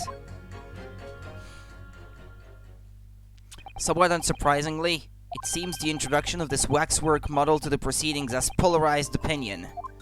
Given that its face is obscured and its build in no way resembles that of the victim, I can only applaud my learned friend's temerity at suggesting it as Mr. Asmund's body double. Yes, the applause is deafening, and yes, I know it seems extraordinary, but that's the point. That's why I have a strong feeling it's actually a greater clue than anyone yet realizes. What are you thinking, Mr. Naruhodo? I can't explain why at the moment, but I feel as though there's a specific reason why it was used, why it had to be this model. Really? A reason why nothing else would do, you mean? Yes, and I'm convinced it's something far more significant than whether or not the model looked like the victim. Really? Well, if that's the case, we must prevent the trial from ending prematurely at all costs.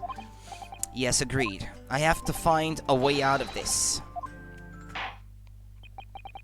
If you are ready, counsel, you may proceed with the summation examination. Yes, my lord.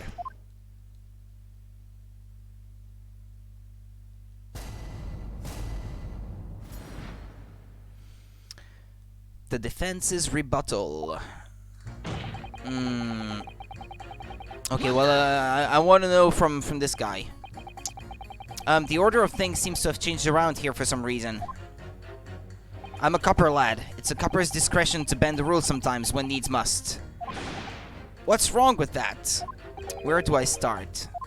I've been working at the yard for 40-odd years. That's even more than I thought. We've only had a metropolitan police service in town for 70 years, you know? Of course, times have changed. The public didn't trust coppers back when I started. It was rough. We had to fight crime, and we had to fight to win the public's trust as well. And when we did. Forensic science was in its infancy too, even more than it is now, and she spearheaded the revolution. Dr. Scythe, you mean? That's right, about 10 years ago now it was, when I was still a youngish Bobby on the beat. That's when she started making a name for herself as a top-class coroner. And now look at her, head of the forensic investigation team, and a woman no less. Well, you won't hear me complain. It's what we all dreamt of back then, I'll tell you. Could you tell me without holding that gun in the air? We were all out to uphold justice, lad. Full of vim, we were. Full of vim. That's coming across loud and clear. Okay. So has his thing been updated to something else now? No, never mind. Okay, hold on. I know it seems a little far-fetched to think that the waxwork model of the professor was in that birdcage, but on the other hand, it explains a lot. If there really is a reason why that particular waxwork had to be used by Mr. Asmund's double, we must do everything we can to make the jurors understand it. The truth is, I'm sure that's the key to this, but it's the most puzzling part of it too. In that case, you should see what additional information you can glean whilst trying to change the juror's mind. If you can read a book whilst eating a rice cracker, Mr. Naruhodo, I'm sure you can do this. Right, yes.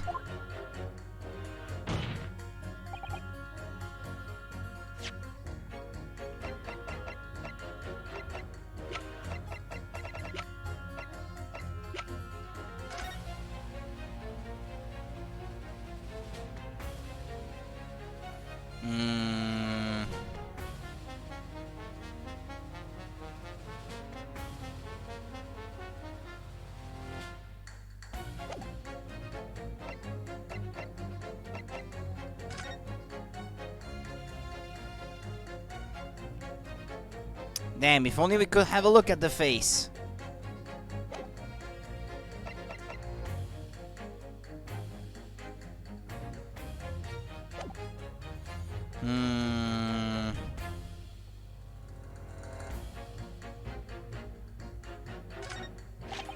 It's such a nonsense to think those two would ever be conniving with one another. But we're only just starting to understand this case. What are you reading there, sir? The man behind those murders on Solar Pond Street was caught in 2 days flat. That's real policing for you. That's really not relevant to this case, is it? You're wrong there. Because it was Dr. Sight in charge of examining the bodies. And it was evidence arising from her work that led to the arrest of the scoundrel responsible. That's right. Oh, that woman is at the forefront of this country's fight against crime. The idea that she's somehow involved in this murky business is a load of old tosh. I thought it was up to me to press the jurors, not the other way around. Oh dear, this is most troubling, but surely the waxwork the man stole has nothing to do with the coroner, is it? Why would you assume that? Well, quite simply because that unsettling swindler has no relationship with the woman, does he? True, as it stands, we don't know of any connection. Look at their faces. Don't you think they could be?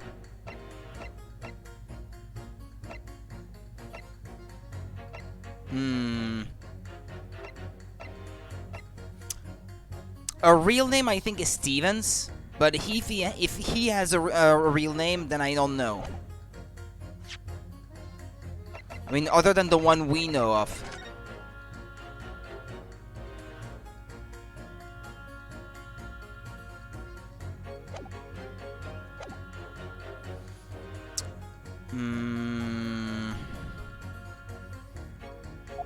Oh gosh, but it would be delightfully romantic if they were somehow to have a mutual interest in the waxwork. Romantic? A woman of society such as myself views everything in terms of relationships, you know? Well, you learn something new every day, even if you don't want to. One might wonder about the possible relationship between the defendant and this corner woman. Or perhaps between the defendant and the handsome prosecutor just there. This woman may be more astute than I've been giving her credit for. If that's the woman's stance, then perhaps demonstrating some connection between the waxwork and Dr. Scythe would be enough? Yes, I agree. As soon as we have even a whiff of a connection, she'll be the first to know.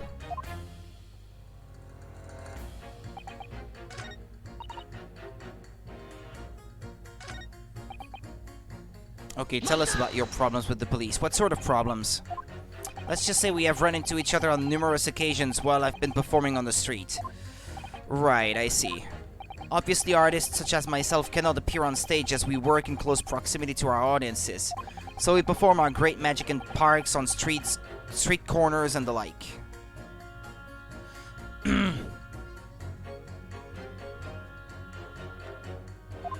But the police use any excuse to make our lives difficult.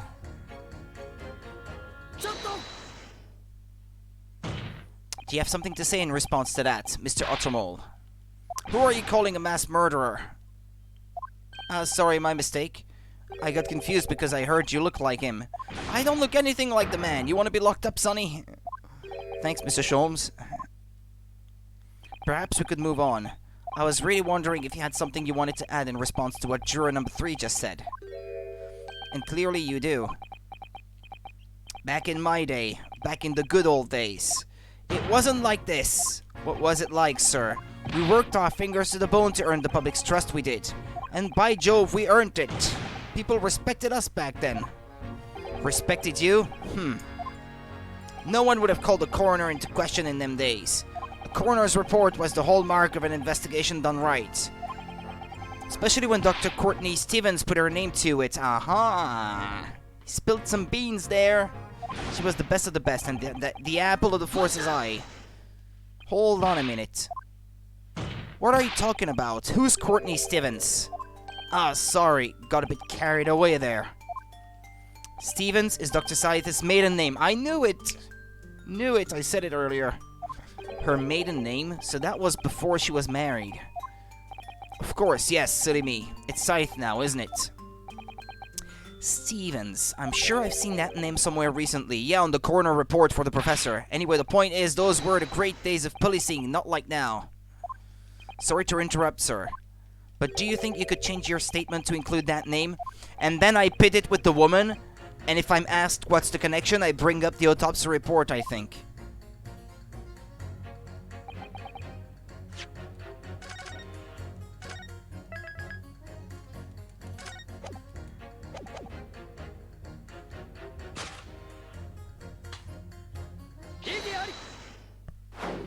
Those two statements clearly contradict each other. Good gracious, to whose statements do you refer, counsel? So, juror number 2.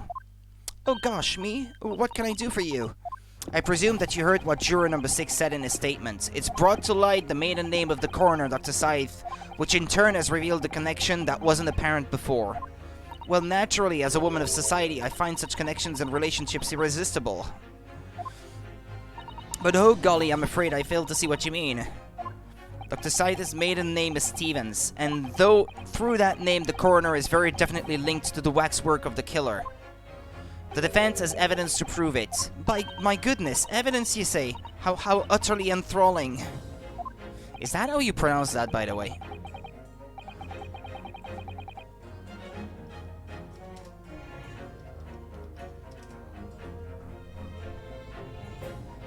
Enthralling.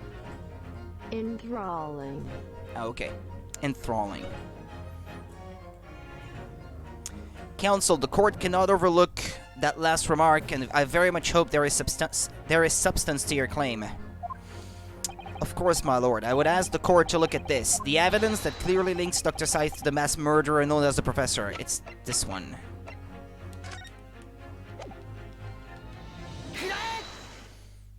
I have here a certain autopsy report from 10 years ago. A 10-year-old autopsy report? What relevance does that have? It is, of course, from the autopsy of the person portrayed in the waxwork, the killer known as the Professor. The Professors? But the man was a capital offender, so... That's right. This is the certification of death that was drawn up after the convict's execution. The identity of the killer was never made public, so the report gives few details. But what's important is the name of the coroner who wrote it. Courtney Stevens. Oh my, Courtney Stevens? Strike a light. It appears that the professor's autopsy... Wait, hold on. It appears that the professor's autopsy was conducted by Dr. Scythe 10 years ago, and a few days ago Mr. Drebber was very deliberately stole the waxwork of the professor from Madame Tuspel's. A waxwork that doesn't in fact resemble the victim, Mr. Asmund, at all. Well, we don't know that yet.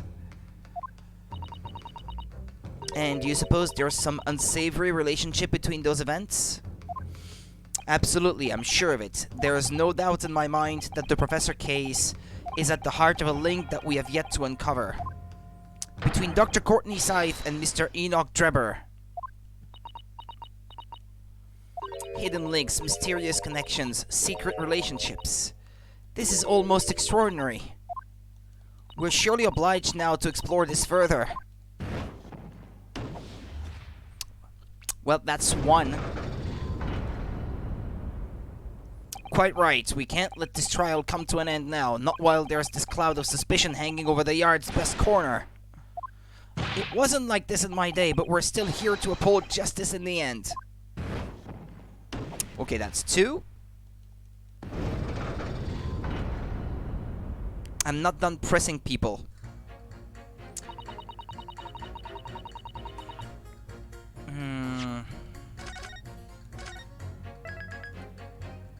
Okay, we've made it so far.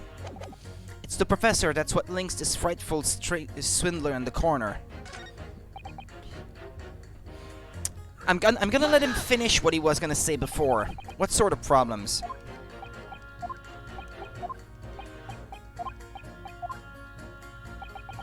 The police use any excuse to make our lives difficult. Sometimes they even cook up a story to extort monies from the poor. Well, that's definitely not right.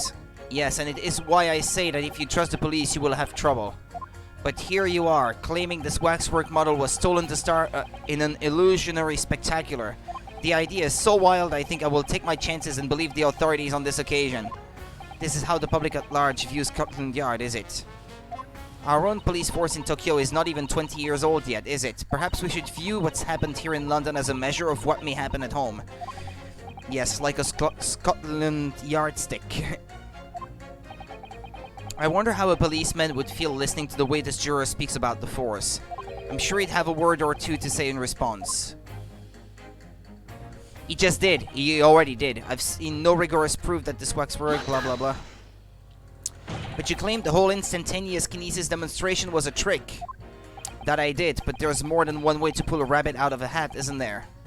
Sorry? I grant you, given that this cage appeared from amidst an explosion, there'd have been no need to use a real person, but if a waxwork had been used, the culprit could at least have had the decency to make it look like the victim. I'm not sure exactly how much criminals are governed by decency. The point is, if you're going to make a claim about that waxwork being inside the bird cage, you need to give us some evidence. Without that, it's just not science. I suppose we should expect nothing less than a logical argument from a fellow of the Royal Society. But that perhaps means his mind could be changed if we manage to present suitable evidence.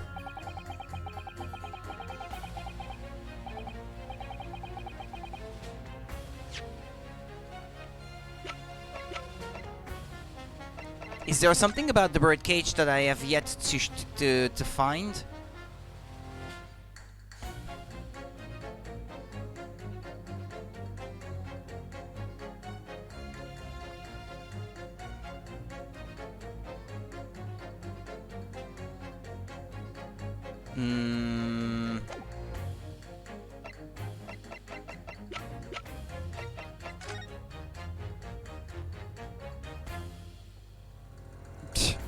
I don't think I do.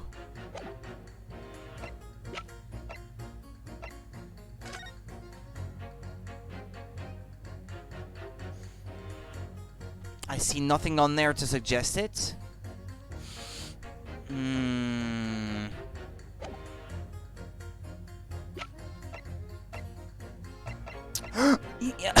This. Yeah, that's true.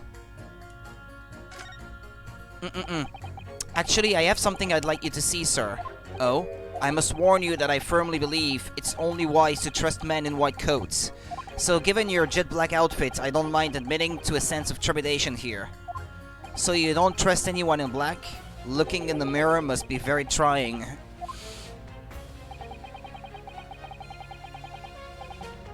Okay.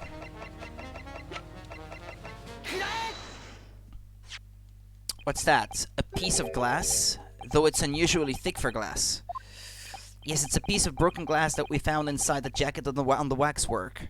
As you say, it's not ordinary glass, though. It's very thick and clearly made from extra strength.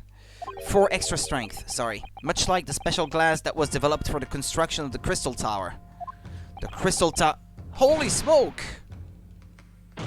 Exactly, the centerpiece of the great exhibition where the very incident we're talking about took place. On the day in question, the birdcage fell from above and smashed through a window on that special glass. From whence the small piece originated, is that it? Precisely. So, what do you say? Now that clear evidence in support of the assertion has been placed before you, Well, as I said, I only trust men in white coats as a rule. However, when the reasoning is sound, it's fair to say color shouldn't come into it. In light of what you've shown me here, yes, I feel obliged to change my position on the matter. We're still lacking one, though. In that case, juror number 4, you will amend your statement now, please. Okay.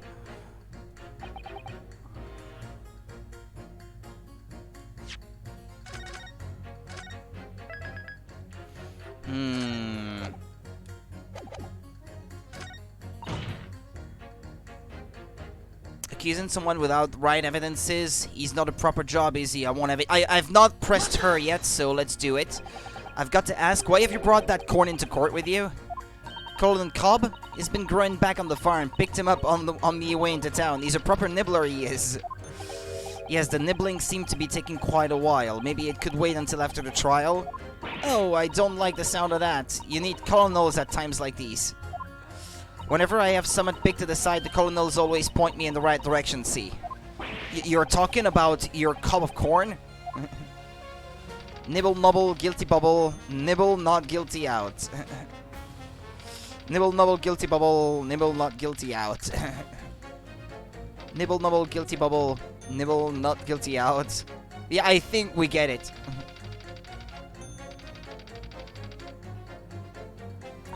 Perhaps it's akin to fortune-telling with flower petals, like people do back home, so Professor Harebrain's fate is to be decided by a cob of corn.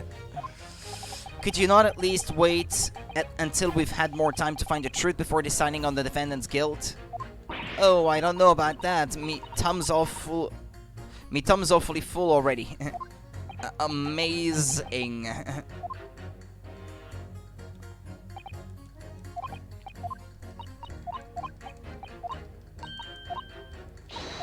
Okay, can I pit that scientist against someone else already?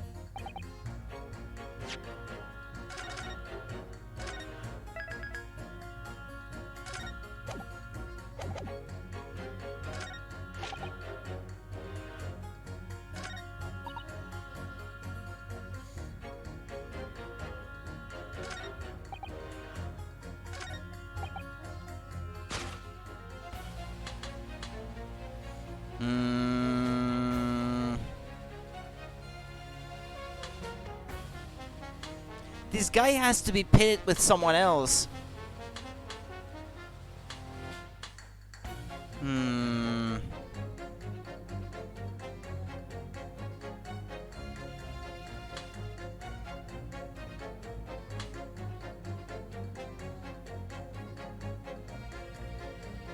Well, evidence. I have evidence, no? I showed him evidence, and she says that if there is evidence, she's gonna change her mind. These two statements clearly contradict each other. Good gracious! To whose statements do you refer, counsel? If you could put down your corn for a moment, juror number 5. Okay, I think we're on the right track here. Oh, you mean me? You've pointed out that it's wrong to make an accusation without evidence, but the accusation that the waxwork model was inside the second birdcage on the day in question is not without supporting evidence, as the defense demonstrated to the juror sitting beside you. Oh, is that right? If you had been paying attention, would it be fair to say you didn't follow the argument? I don't understand much besides Colonel Cobb, to be honest. Of course you don't. If I could interject here, please do, sir. Now that this assertion of yours about the waxwork has been backed up by some solid evidence, it would be wrong of me as a man of science not to pursue the matter further. Okay. Come on, juror number 5. Well, me too then. Sorry? If this brainy gentleman says he's right, then he must be. See? I wouldn't dream of going against Colonel Cobb or anyone who's got stuff in between the ears. Alright then. Came back from the brink. Success, if you can call it that. Thank you, counsel. That will do. As a result of the summation examination, the jury's overall leaning has changed. 2 jurors now call guilty against 4 who call not guilty. Accordingly, the court has failed to reach a consensus at this time. And the trial must continue. We did it. Oh, well done, Mr. Naruhodo. Another wonderful victory.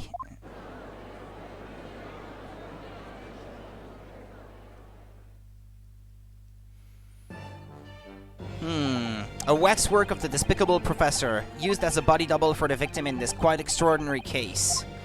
I must say it's extremely hard to believe the assertion could possibly be true. However, it would appear that it does at least warrant further investigation. It's the waxwork of the professor that links Mr. Drebber and Dr. Scythe. And I'm convinced that there is a special significance to that link. I still don't know for sure what that link is, what she has to do with all of it. I don't know what you're hoping to prove, lad, I really don't. The truth, sir, by using evidence and testimony. If the court is to delve deeper into the alleged involvement of the waxwork in this case, then the prosecution calls for the owner of the model to be summoned as a witness. Madame Dispels... Yeah. I really thought that Lord Van Zieks would object to this whole line of inquiry. Very well, I concur. Make arrangements for Madame Taspels to appear as a witness with immediate effect. Can we have the key? Listen carefully, my learned friend. Oh, yes? You should know that you're on the brink of opening Pandora's box. The court shall now adjourn for 45 minutes. During that time, the prosecution will summon the new witness and prepare her for taking the stand. Madame Taspels, yes.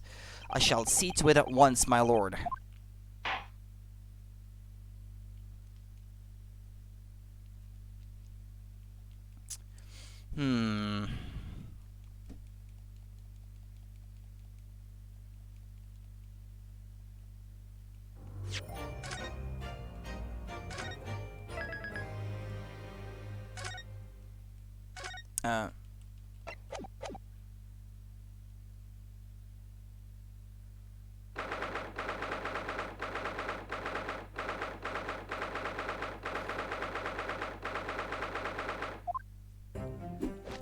The knight errant himself. Oh, have you been watching from the gallery, Mr. Sholmes? I've been on the edge of my seat the entire time. Courtroom trials are fascinating affairs, as a spectator at least. I'm glad you've been enjoying yourself. I have to ask. What on earth is going on? It makes no sense. What's this professor business all about? He doesn't look like any professor I've ever met before. Who even is he? Ah, of course. You were in Germany already 10 years ago. Yes, the professor. When I discovered he was the one who had been abducted, a sense of foreboding stirred within me. But who knew the monster would come knocking at your door? My heartfelt sympathies. As it turns out, Lord Van Zieks is even more intimately tied to this case than any of us realized, isn't he? Yes, how true. His great friend from a university in the dock. And now a waxwork of the killer who took his esteemed brother's life makes an appearance too. I imagine even the shrewd Mr. Reaper failed to foresee that kink in the teeth. An extraordinary move on your part, my dear fellow, to throw that in front of the man. You make it sound deliberate. I can't help feeling that this professor case is really very puzzling. Oh yes? In what particular manner? Well, there's Mr. Drebber, Dr. Scythe, and Lord Van Zieks. It seems that everybody in the trial has a link to the case somehow. Yes, in fact, I alone am not a member of the set. Though that leaves me as an empty set, all alone with no intersection to any other. Excuse me.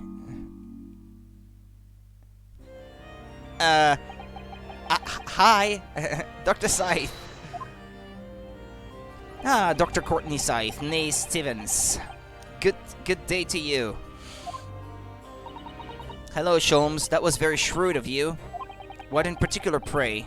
You requested that 10-year-old autopsy report from Gregson, didn't you? Why would you assume such a thing? Because Gregson told me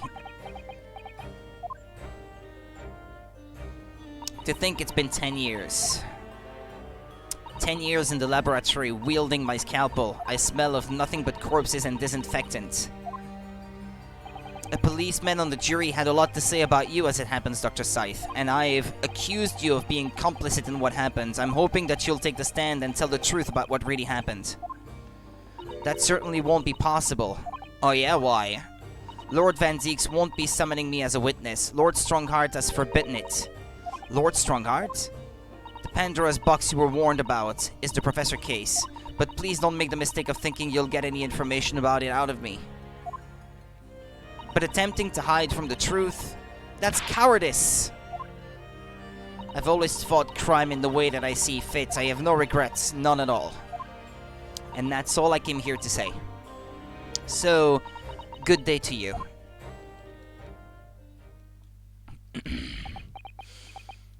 She mentioned it too, this Pandora's box. Whatever does it all mean?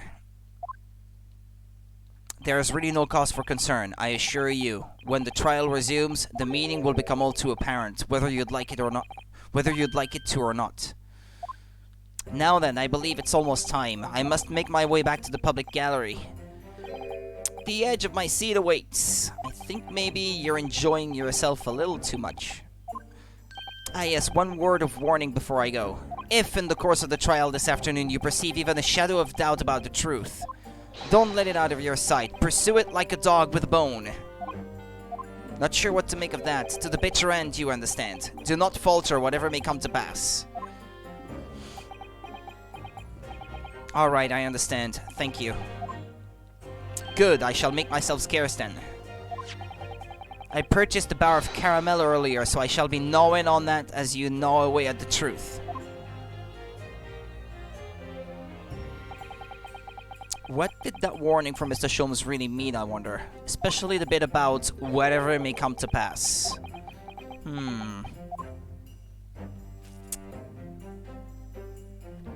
It's time for the final chapter then. I'm determined to find the truth, no matter what. I'd like to finish this case today, if possible. We're on the right track, but, as long as I don't waste too much time pressing where not necessary.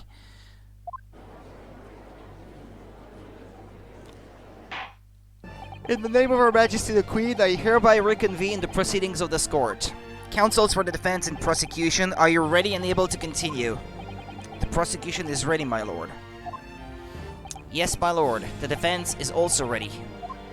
As the court is aware, the case is under scrutiny under our scrutiny. The case under our scrutiny began with a damaging incident at the Great Exhibition. Yet we now find ourselves embroiled in the details of a convicted felon who was sent to the gallows a decade ago. This trial has certainly defied all expectations, as seems to be the fate of all trials in which this Nipponese is involved, my lord. So then, let us begin our exploration of the defense's assertion that the waxwork was cardinally involved in this matter. Lord Van Zieks. My lord? Are we still awaiting the arrival of Madame Taspels? Not at all. She is in the antechamber as we speak and ready to be summoned. Very well. Bring in the witness. At once, my lord. Bailiff, show Madame Taspels to the stand. Things are about to become a lot more intense. If Drebber is responsible, as I'm sure he is, it means he must have had an accomplice in Dr. Scythe. And what connects the pair of them is the waxwork. Yes, the model of the... I still don't know why she would have to be involved, though.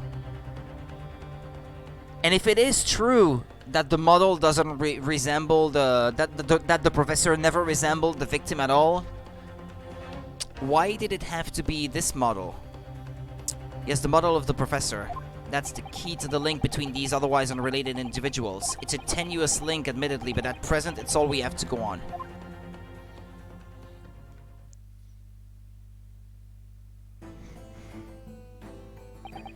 State your name and occupation for the court, please.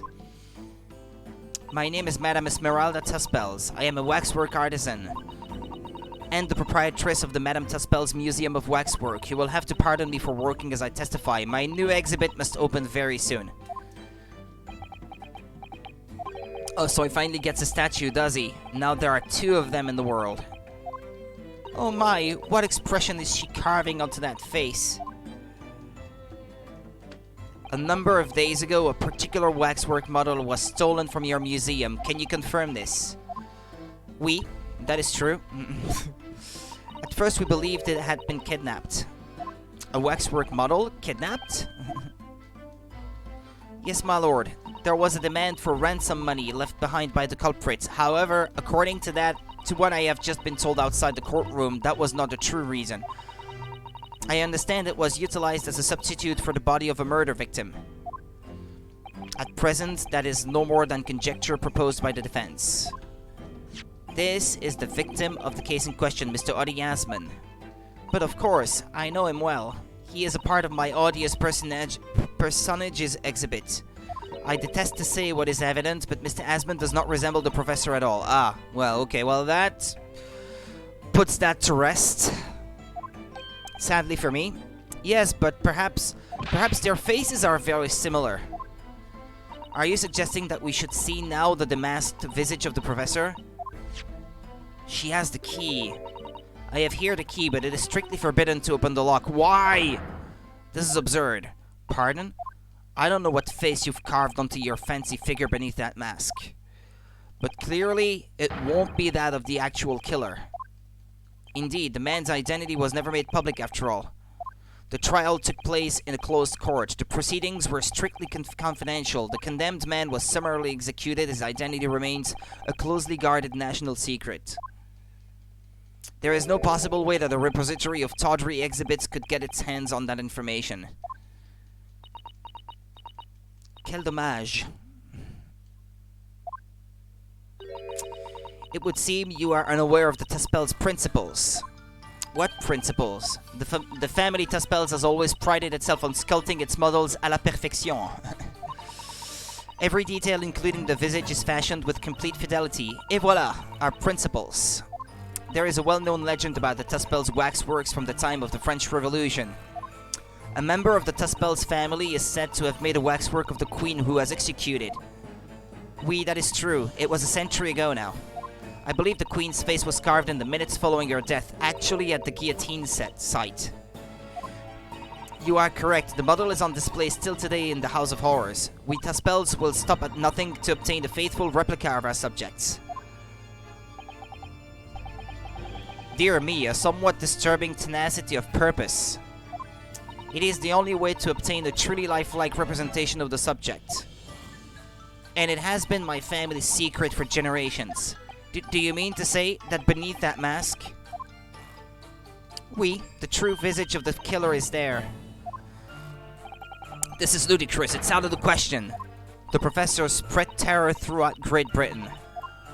As a result, the Madame Tuspel special exhibit remains extremely popular even today. The killer emerging from his own grave. It is a sight to behold, you should come. I think, madam, it would be beneficial to hear your formal testimony on this matter. You will explain every detail of this macabre model and your personal involvement in its creation. With pleasure.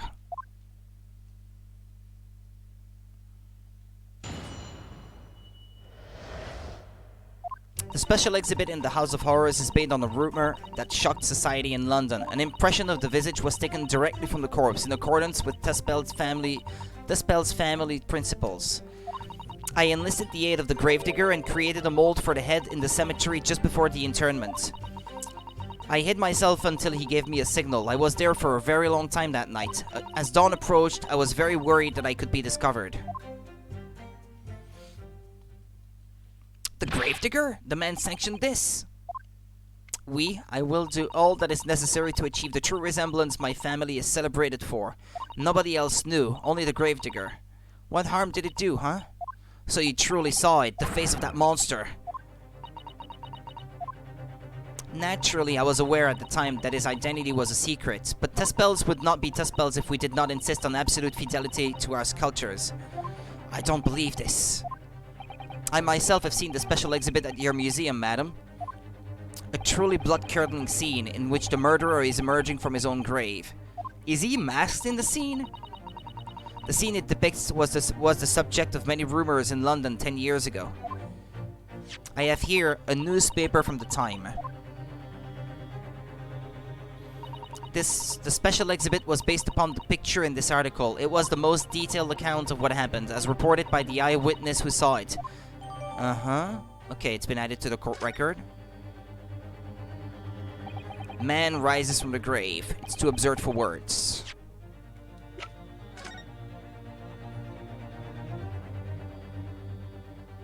Oh, Asman? Wait, what? That was the photograph? That was the photographer? Sorry? Or is that the name of the author of the article?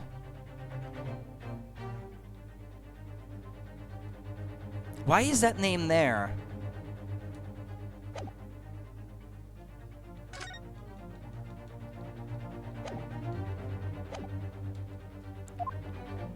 The public enjoy absurdity, monsieur.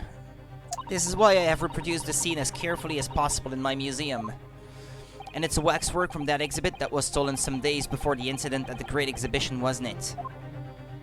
That is correct, the professor you see before you here. Most puzzling. Counsel for the defense, proceed with the cross-examination. This waxwork links Drebber to Dr. Scythe, and there has to be some reason for that, which hasn't yet come to light. But I'll find it. I'll get to the bottom of what really happened. I'll prove that Dr. Scythe and Drebber were in on this crime together.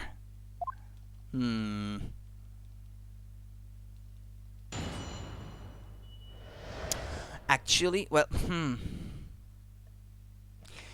I still don't know why, what our involvement would have been, but it is possible that if he needed the help of the coroner to hide the fact that he was not really dead, for example, let's say that, I mean, it's just a theory, he could have stolen the model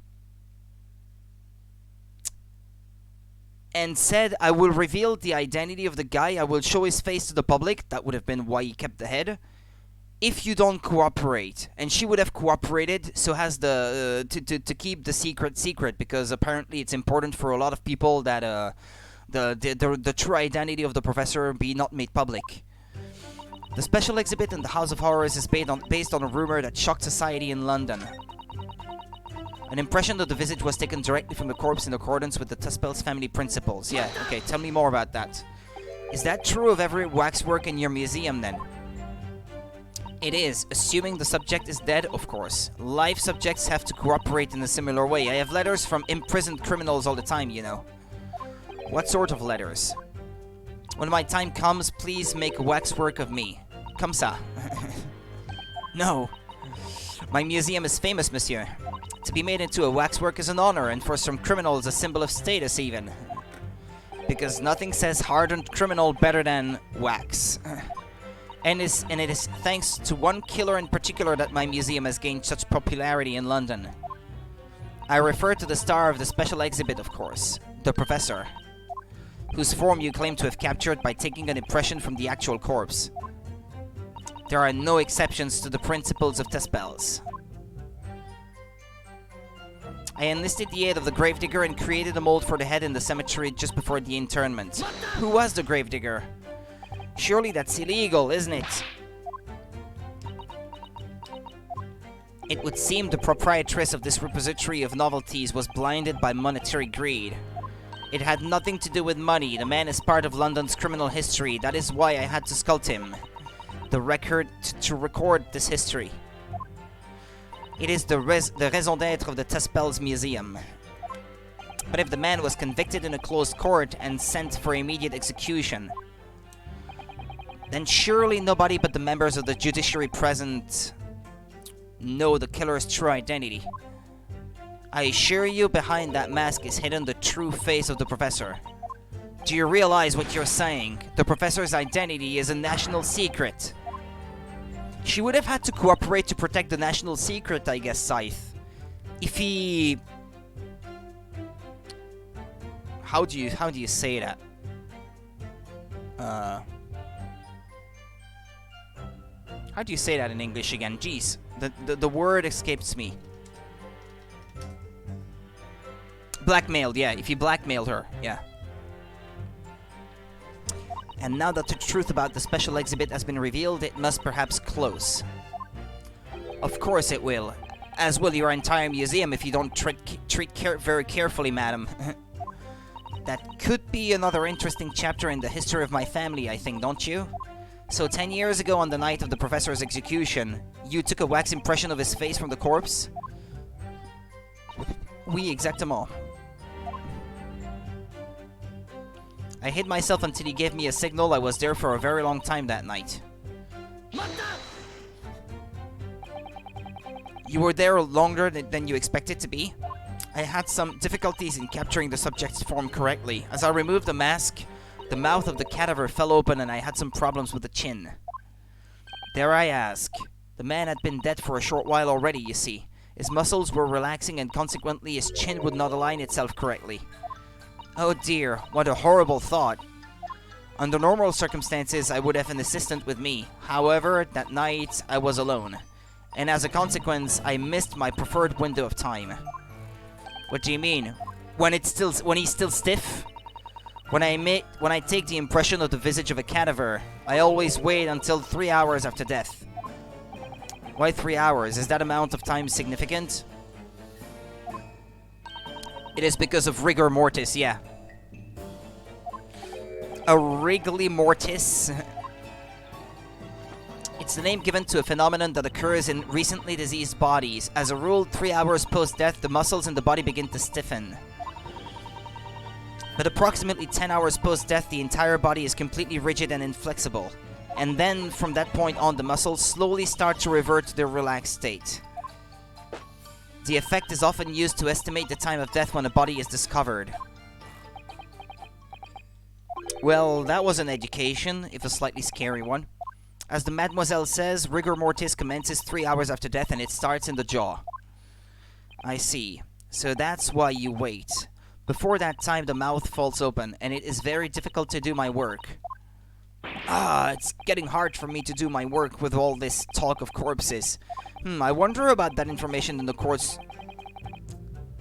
just heard from Madame Taspels. Maybe it's significant in some way. The information about rigor mortis that you just shared with us, would you mind including it in your formal testimony? I believe it could be significant, you see. Of course, I do not mind at all. Can't help feeling that after this latest topic, the atmosphere in the courtroom has become extremely grave. This is no time for jokes, Mr. Sato. Madam, kindly amend your testimony as discussed. Bien sûr. It took me a very long time because it was before the onset of rigor mortis.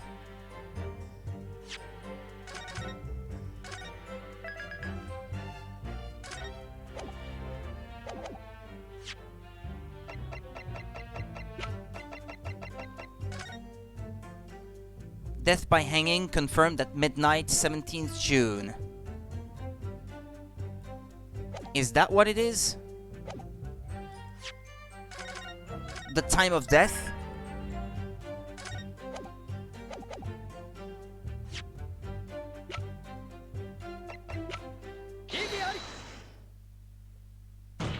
Madame Taspels, I have here an autopsy report that was filed 10 years ago now. It confirms the death of the professor following his execution at the gallows.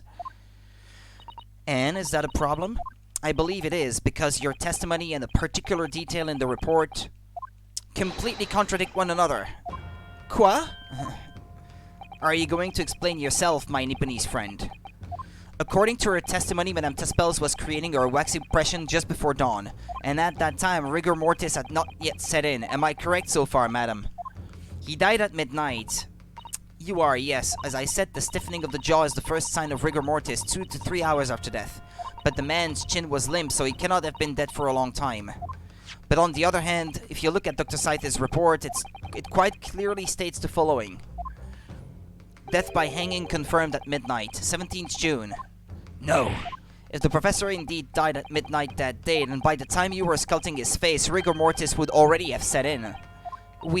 Yes, you are right. The chin, it would have been completely stiff. In other words, this report is wrong. How old is she, by the way? How old would she have been at that time if it was 10 years ago? She's 26. She did that at the age of 16? Jeez. No coroner makes mistakes when recording the time of death. The very idea is absurd. In that case, there's only one possible conclusion. The execution didn't actually take place at the stated time. Impossible. Order! Counsel, this is beyond folly. Not only do you indict the author of the report, Dr. Scythe, but you also implicate members of staff at Barclay Prison where the execution took place. By heck. Extraordinary. Not in my day. My learned friend appears to have overlooked one very crucial fact. What fact? The professor died that night. Without question. He did, of course he did. I moved the man's limp jaw with my own hands. There was no... Yes, the professor died that night, but what if he didn't die at the gallows? Didn't die at... Are you insane? What exactly are you suggesting did happen in that case? It's almost impossible to believe, but it would explain the link between Dr. Scythe, the professor, and that one other person of interest.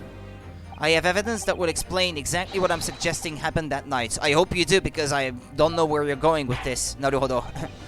Counsel, present the evidence at once. The evidence that allegedly explains what really happened on the night of the prosecutor's execution. What? Oh, you don't say?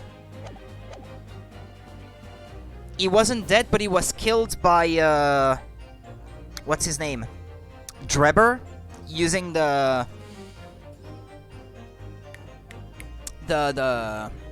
camera? The camera has blood on it.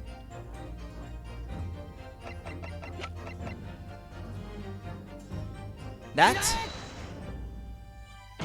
What happened that night is written very plainly in this newspaper article. Executed criminal returns in the dead of night at local cemetery. You're suggesting it was a corpse coming back from the dead now? I suggest that he wasn't dead in the first place. Well, if this article is to be believed, yes, the professor, assumed dead following his execution, emerged from his grave and was killed again. Don't be a fool, that's simply a rumor, published by the gutter press. Can you be certain of that? Are you serious? The point is, as the article says, there was a witness to what happened. My word, yes indeed. Mais oui, the young man who stole into the cemetery by chance that night. Of course there was a witness, the story didn't write itself, but obviously the man made it all up. And in any case, this was 10 years ago now, there would surely be no hope of finding him. On the contrary, my lord, we all know this witness well. What? Are you suggesting, counsel, that you've identified the person in question? That you know who claims to have seen these utterly incredible events take place? Yes, my lord, in fact, you could say that he's right here before my very eyes. You will substantiate your latest claim now, then, counsel. Who is the alleged witness of this staggering scene from the cemetery 10 years ago? Yeah, at the end. The man in question is Mr. Enoch Drebber. Drebber? The previous witness? The special exhibit in the House of Horrors at Madame Tespel's Museum of Waxwork recreates that decade-old scene in great detail. The condemned criminal emerging from the grave, and beside the tomb, a young man with a lantern stumbling upon a terrifying sight. And that young man is a 10-year younger Mr. Enoch Drebber.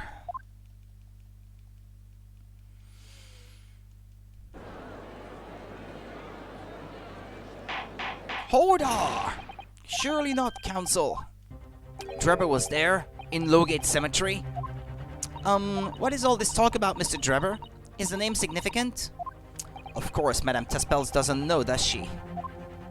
Yes, it's extremely significant, madam. To your situation as well, in fact. What situation? The theft of the Professor Waxwork from your museum some days ago was perpetrated by the very same man.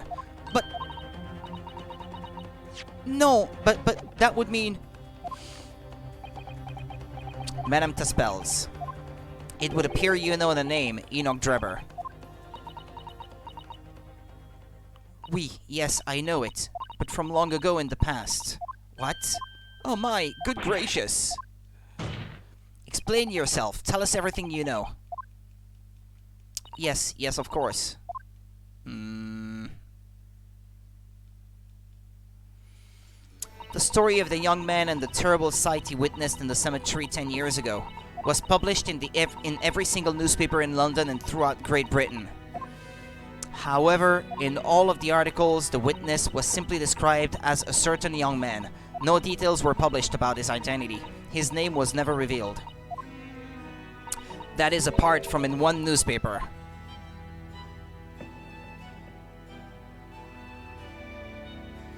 The Daily Circus. It is the paper from which comes the article I have already shown the court. You're saying that his full name was only publicized in that article? Goodness me, yes, here it is. The university student who experienced this shocking event is Mr. Enoch Drebber, a disciple of science at the University of London and a resident of its student dorms. Unbelievable. When I read the article, I went to meet with the man. His discovery of the condemned criminal coming back to life in the cemetery in the dead of night would make a perfect exhibit for my House of Horrors, whether it was the truth or not. I see. So you went to meet Mr. Drebber in order to sculpt the waxwork of the man, did you? Exactement. He was studying science at the University of London in those days. He was just a poor student. I paid him £5 to model for the waxwork, and since that time, it has been in my museum to recreate the scene of terror from the cemetery.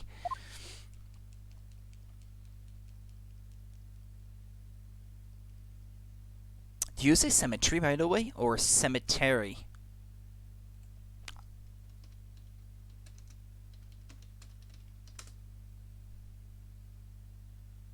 Cemetery. A cemetery. Okay. Sorry then, I've been pronouncing it wrong a few times. So 10 years ago, a young man appealed to the public about an extraordinary event he'd witnessed. A criminal who had been put to death re-emerging from his grave in the middle of the night. But the public treated his claim as nothing more than an amusing anecdote that was soon forgotten.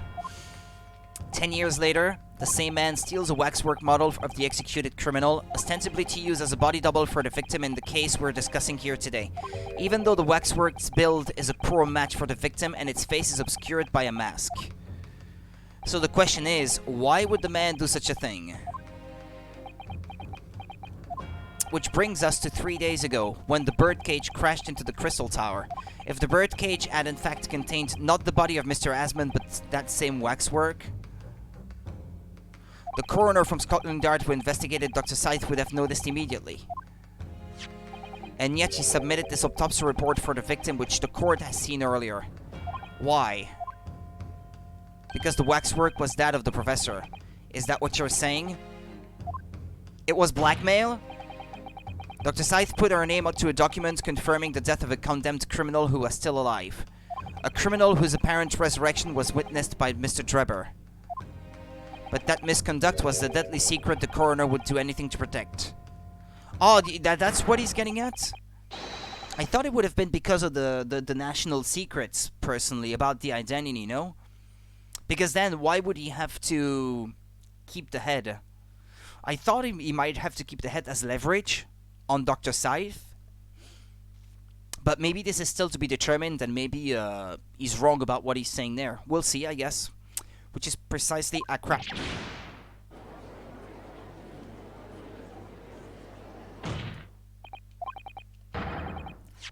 Which is precisely why Mr. Drebber used that particular waxwork as a body double. My lord, this court must summon Dr. Scythe to the stand. The defense is determined to find out exactly how the coroner and Mr. Drebber are connected. But according to the missive I received this morning through the prosecutor's office, Dr. Scythe is unable to participate in these proceedings. Is that not the case? She told us so herself, didn't she?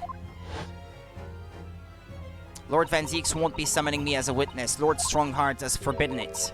Lord Strongheart? The Pandora's box you were warned about is the Professor case, but please don't make the mistake of thinking you'll get any information about it out of me.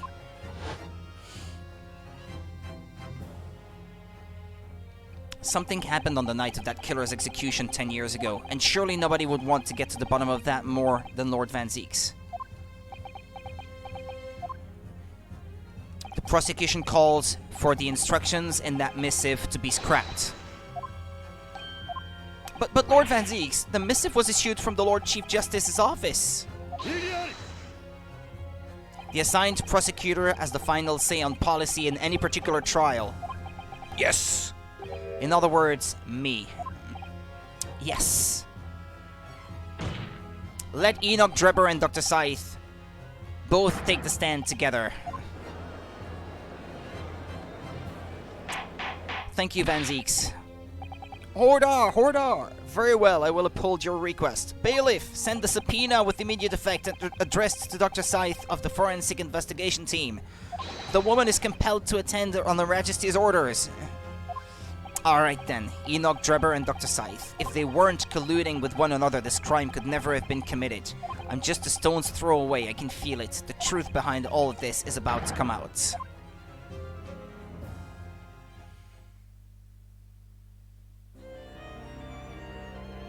It's all three of them now? Thank you for your attendance at such short notice, Dr. Scythe. I am disappointed in you, Lord Van Zeeks. You've completely betrayed the agreed policy of both Scotland Yard and the prosecutor's office. Betrayal is not in my nature, as long as the truth isn't compromised. If it is, if there's even a hint of wrongdoing, then no matter whom it concerns or disgruntles, I will pursue the matter to the bitter end, as would any prosecutor worth his salt. Mr. Drebber, you took the victim's life by means of a machine that you constructed in your workshop. And Dr. Scythe, as the investigating coroner, you were the first on the scene to examine the victim's body. It is the belief of the defense that you collaborated with each other and were both complicit in this crime. And where is your evidence? At present, we have no definitive evidence, but we do have a very significant clue. What are you talking about? I'm talking, of course, about the waxwork. This model of the killer known as the Professor, who was sentenced to death 10 years ago. You don't need to tell me. I witnessed the man's execution with my own eyes and officially pronounced him dead. That remains to be seen. Is that so? According to newspaper reports from the time on the night following his execution, the killer came back to life. Don't waste my time. And the sole witness to that mysterious event was you, Mr. Drebber, wasn't it? If what you saw in the graveyard that night 10 years ago wasn't some chilling fiction but reality, it would make you privy to a very great secret of Dr. Scythe's. A secret so profound it could compel the coroner to agree to collaborate in your evil scheme, in fact. I'm not so sure that this is the real reason. He seems sure, though, so now I'm doubting my own conviction. Mr. Drebber, tell the court. Tell everyone the truth of what you saw that night at Lowgate Cemetery. So he was the student who saw it. You can see the resemblance, actually, can't you? With the man in Madame Tuspel's, I mean. Surely he's not going to claim that's really what he saw, especially not after all these years. He was a research student at the University of London, was he? And a bit too clever for his own good, if you ask me.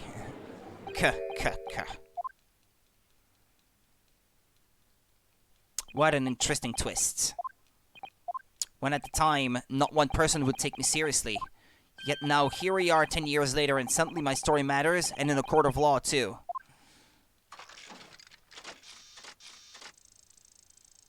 Very well then, if everyone so wishes, let's be frank. I'll tell you the truth of what happened that night, for what it's worth.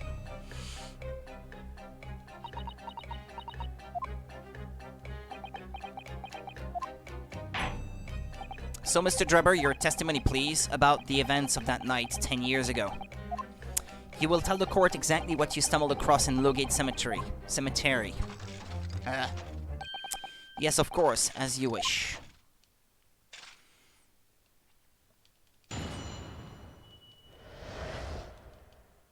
The reason I was in Lowgate Cemetery at all 10 years ago was for a spot of moonlighting, shall we say. Yes, the illustration in that newspaper article was based on what I witnessed that night. But thinking back now, I realized that I never actually saw the professor. Soon afterwards, I was visited by a young woman who sculpted a model of me from wax. Then I gave up on my dream of becoming a scientist, and it was all because of that newspaper article. He's denying it now? Wait a minute! You're claiming you didn't actually see the professor now? Of course, you'd have to have a screw loose if you believe the corpse could come back from the dead. But so you're saying this article is not worth the paper it's printed on? I think that would describe it perfectly, yes. If the details in the article aren't true, It nullifies your argument for why Mr. Drebber and Dr. Scythe would have been working together. So he's discrediting himself to cripple my argument. Tell me, witness, you claim to have been in the cemetery on some auxiliary business? Can you elaborate? That's right, grave robbing to be precise. As you know, Lowgate Cemetery is at the rear of Berkeley Prison, so among students at the university it had a reputation for being haunted by the ghosts of condemned convicts. Grave robbing, you say?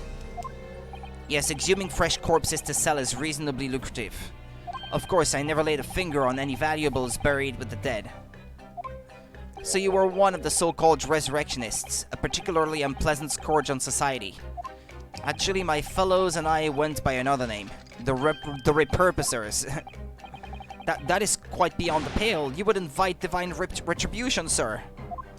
Yes, well, I think I suffered retribution enough. The Daily Circus eventually unearthed my name and put it in print. It caused me a great many headaches. In the end, I had to leave the university. That was the only paper with the bad grace to identify me unambiguously, I might add. I see. Out of interest, who drew the illustration for this article? Ah yes, that was the reporter who exposed me. He sketched that right in front of me as I described the scene. And that was Osman. Obviously, as time ticked on, I bitterly regretted what I'd done, claiming to have seen something I never truly saw. Foolish, very foolish. That would give you motive to kill him, from the sound of it. Since apparently you don't like what the reporter has caused you. Well, counsel for the defense, you may proceed to the cross-examination now. At once, my lord. I want to see how much left there is of the chapter.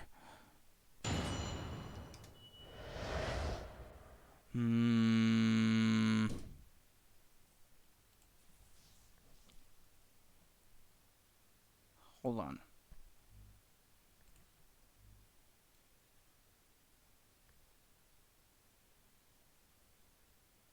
Okay. So there's 2 more cross-examinations. There's this guide here. It's not complete, actually. It's only listing the lines, but without giving the solutions yet. I mean, I guess it's still being prepared or something. So, but at least I know how far I am from being finished. In the cemetery 10 years earlier. The reason I was in Lowgate Cemetery at all 10 years ago was for a spot of moonlighting, shall we say. Yes, the illustration in that newspaper article was based on what I witnessed that night. Thinking back now, I realized that I never actually saw the professor at all, though. Soon afterwards, I was visited by a young woman who sculpted a model of me from wax. Then I gave up on my dream of becoming a scientist, and it was all because of that newspaper article. Okay, hold on. I want to press on the piece of art. Since it has the name of the victim on it, I want him to talk a bit more about it. I wonder if perhaps it's because his circumstances have changed now. What circumstances? Well, if he admits to having seen the professor emerging alive from his grave 10 years ago, it would expose a secret in Dr. Scythe's past that she would desperately want to hide. Yes, of course. If Drebber and Dr. Scythe are working together now, then if Drebber were to betray her, there would be no reason for her to continue to cooperate. In that case, there is only one way around it. I'll have to prove he really did see it. Prove he really did see the professor's corpse coming back from the dead as he originally claimed. Yes, Mr. Naruhodo, exactly.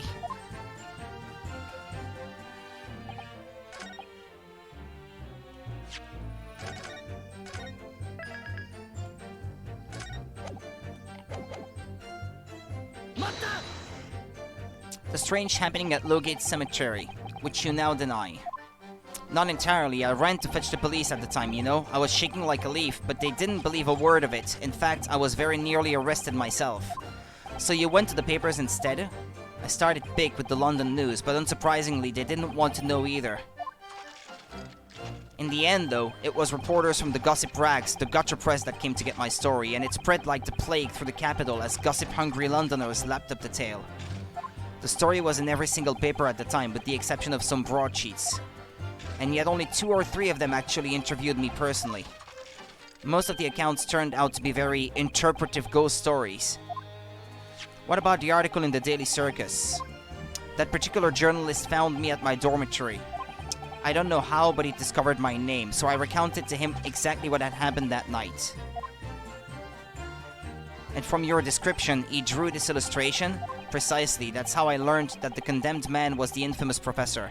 Because the reporter told me so. I had no idea myself, you see.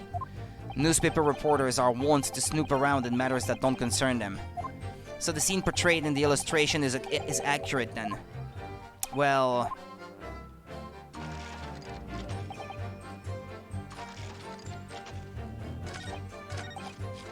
I want to press on anything that has to do with the article, because I think I may have to present the newspaper at some point to point out the name that's in the photograph.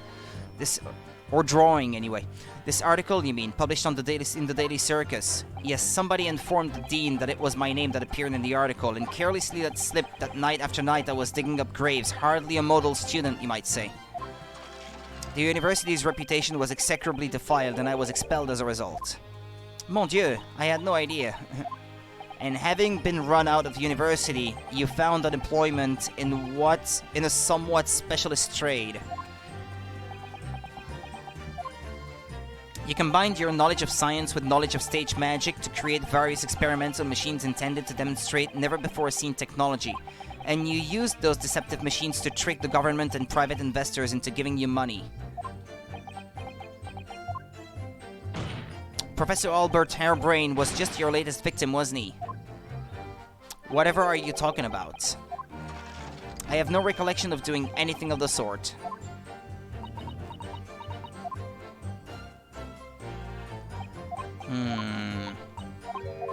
Yeah, okay, we can skip through that. I'm gonna press on the rest then. See where that gets me. I wonder if Esmeralda Tespels will react to me pressing... Which one was it actually? Yeah, this one. That young woman being Madame Tespels, of course. Precisely. I must say, I didn't expect to run into her again like this 10 years later. As I have explained, I went by the name published in the article, and comme ça, I found the man. Yes, the article in the Daily Circus, I think you said. I was a poor student with barely a penny to my name at the time. And the young lady put £5 in front of me. So you readily consented to having a waxwork of yourself made and gave permission for it to be put on display. I did. I should sell what little I had to sell, I concluded. Ah, oui. I remember now.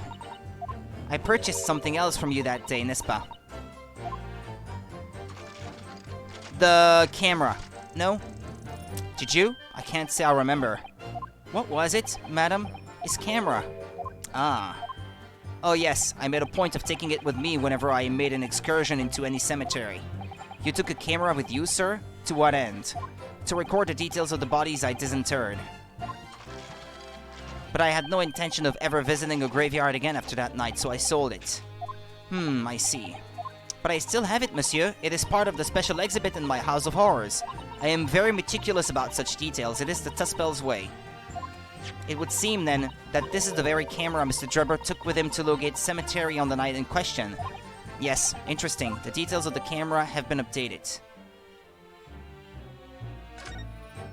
So we have the blood and the fact that it is his camera.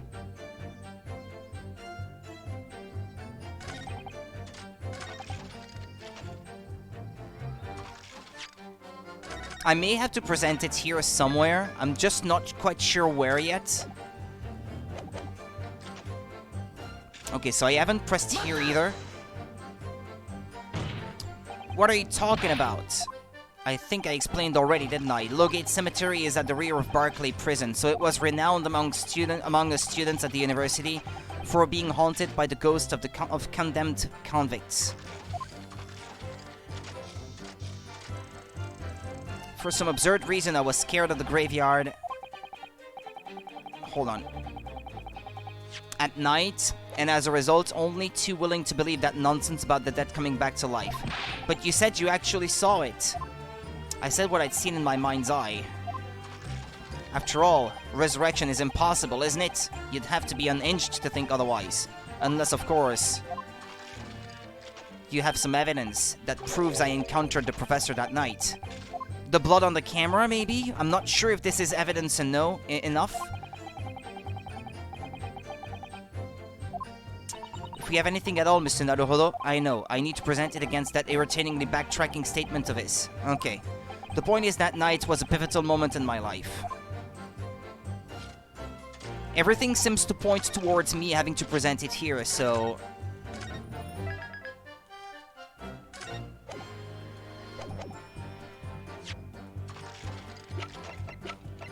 No?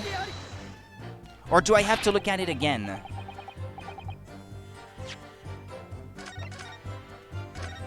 Or do I have something else that proves that he saw him?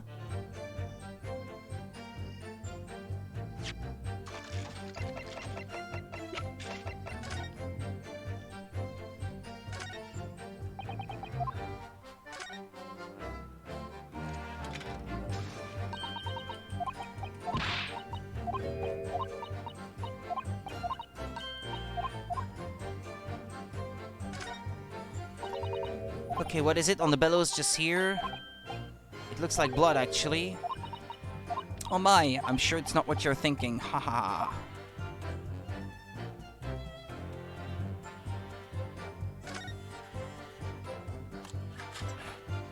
This is where the photographic plate goes, I think, isn't it? Yes, that's right. Isn't it incredible to think that this is the actual camera Mr. Drebber used that night? I certainly never imagined the piece of evidence would be on display in Madame Taspel's. She's very keen on everything being as true to life as possible, though, isn't she?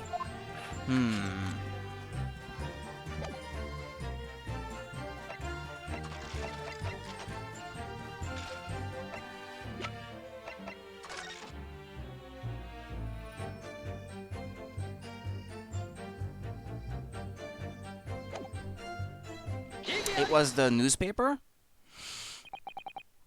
Sorry, Mr. Drebber, but I don't believe that. Don't believe what?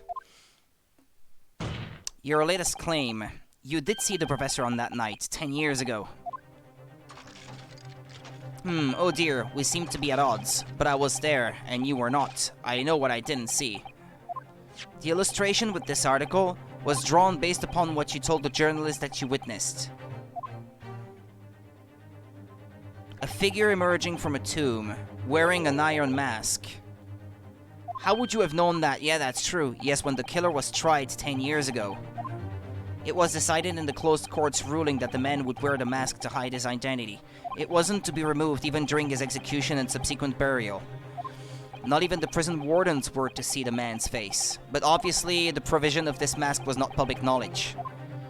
Yeah, that's true. Yeah, I didn't think of that admittedly. So, Mr. Drebber, as you've just heard, Arg! A lowly student of the University of London certainly wouldn't have known about the condemned man's mask. So unless you'd actually seen the professor that night, it is inconceivable that the artist would have included the mask in that illustration.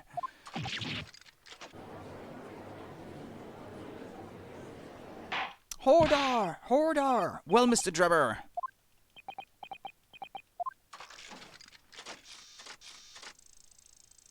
It's a vile scene, isn't it, if you look closely. And as I've already been at pains to point out, I was utterly petrified, which is why I had it in my head that I'd seen such a blood-curdling sight. But afterwards I came to my senses and realized that I'd been mistaken. You're still saying you didn't see it? If you're stubbornly sticking to that story, witness, then amend your testimony to explain exactly how you think your eyes deceived you. Of course. Only too happy to oblige. I can't believe he's still not going to concede the point. So we're not done. What I in fact witnessed was a fellow grave robber at work.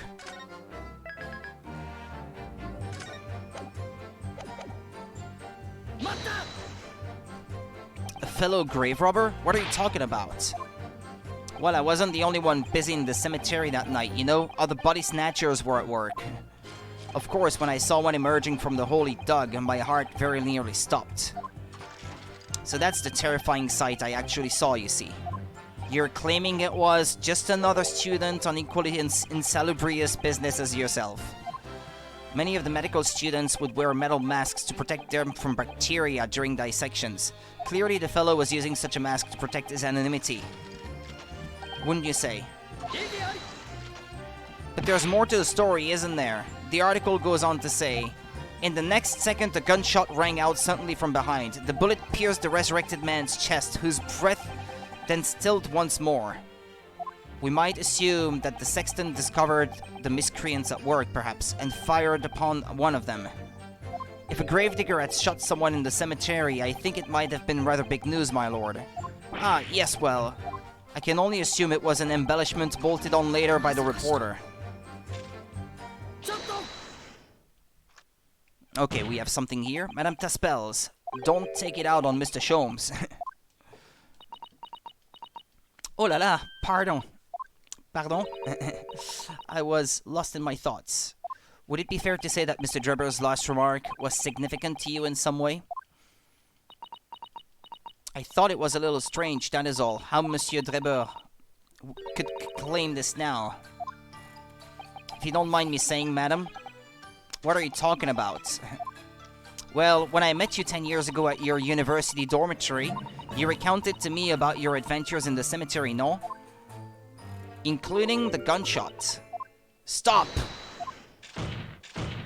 You might want to watch your tongue, you know. Have a care, Drebber. That's no way to speak to a lady. Grr. Please, Madame Taspels. Carry on. Of course.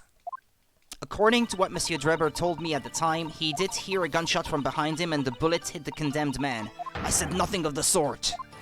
No, you were very explicit about the details, about the mask that the figure was wearing, and the blood that spattered over you when he was shot. Enough! Shut up, woman! You're making all this up! That will do. Mr. Drebber. Yes? You refute the account just given by Madame Taspels? I should be able to present the camera shortly, I think. I have no recollection of ever saying those things. Come on! Do you really expect us to believe you? Control yourself, counsel. I will not permit baseless accusations in my courtroom. Right. Under the circumstances, I think it best that you supplement your testimony with a statement to clarify your position on this witness. Very well.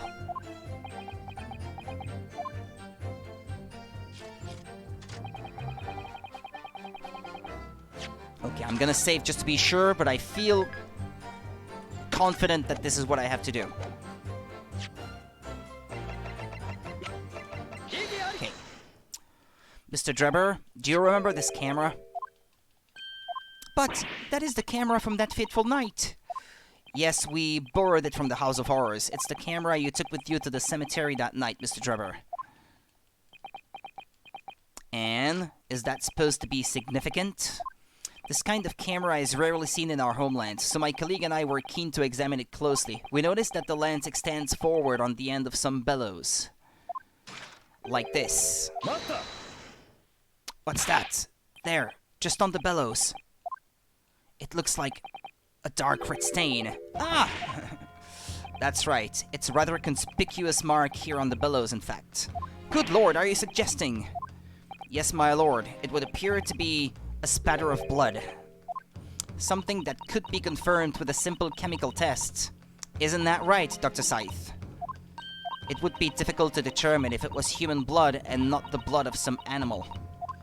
But yes, to test whether or not it's blood at all is simple enough. I propose that Madame Taspels' testimony was correct, and that on the night in question 10 years ago, you were spattered with blood from the gunshot wound. Well, and that furthermore, you really did witness the condemned professor emerging from his tomb. Grr! Gah!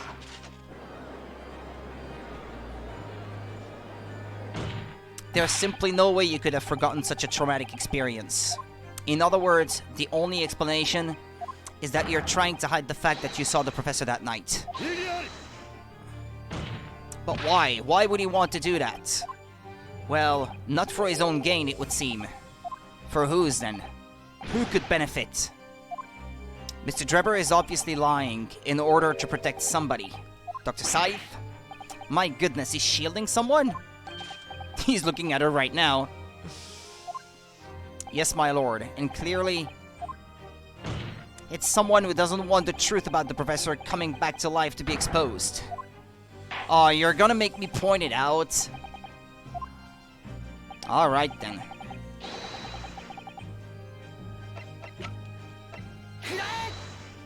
The obvious answer is Dr. Scythe. Scythe. Whatever do you mean? Imagine if the convict who'd been sentenced to death was not in fact killed. Imagine if that was to come to light. Was it someone from from her family, maybe? The professor? No? It's possible that if we were to see his face... No, maybe? What are you insinuating? And imagine if the convict in question was the country's most hated mass murderer. If it was the professor. That would be an unprecedented angle. Sorry, I can't pronounce some words. This is beyond a joke. Need I point out that the dead cannot come back to life? What you're suggesting would mean that the execution never actually happened. Yes, that's exactly what it would mean. Once a man is sent to the gallows, he hangs. No one could escape, not in Great Britain. But the fact is, there was a witness to the fact that the man did escape his hanging. If that were really true, Counsel, the implications of misconduct would not stop at the supervising coroner. It would taint the honor of the entire judiciary from the ground up.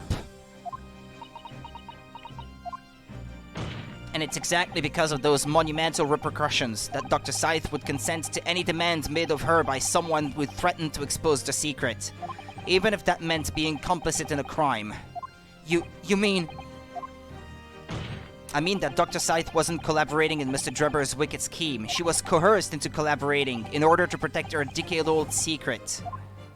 She switched the dead body of Mr. Asmund with the waxwork model and fabricated the autopsy report. Ah!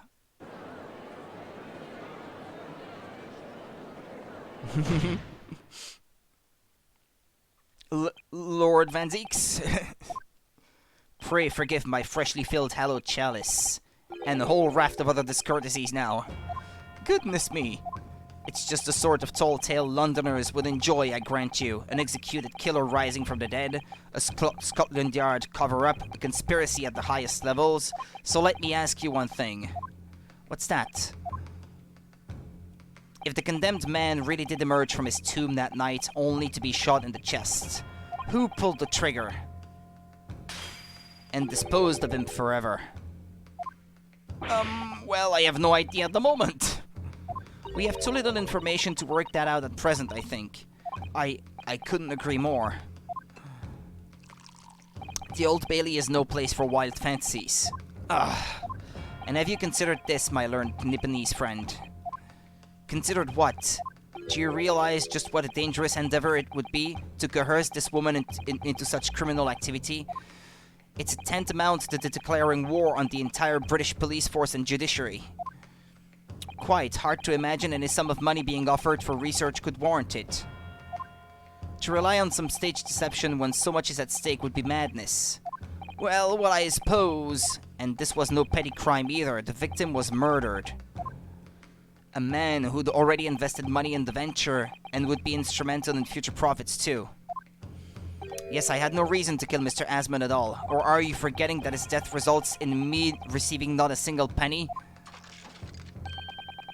I propose that he's not dead, and that she declared him dead when he actually wasn't, just like she did 10 years ago. She was coerced into doing it again. She had experience doing it before already. The court is already aware of the contract between myself and the victim, no? There is the contract. That's very true. The motive for this case runs deep, though. I can feel it.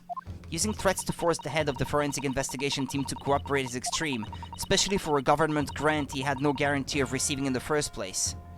If the research grant was the aim, taking Mr. Asmund's life would have made no sense anyway. It was pretending that he was dead that makes sense. I don't know why he would have to pretend to be dead, but or maybe to disappear so as to not be caught by the curse of the Reaper of the Bailey, maybe? Since he had been found not guilty in the previous trial. That could be, I guess. That's a lot of ramifications, but maybe it would make sense then. Which means Mr. Drebber's motive wasn't muddy at all. He was just trying to kill Mr. Asmund. But why? What was his motive then? Your time is up, my learned friend. I'd say you have one last chance before the jury lose their patience with this charade. Let's see if you can back up your heady proposal, shall we? How do you explain why this engineer would throw all caution to the wind and threaten his own country?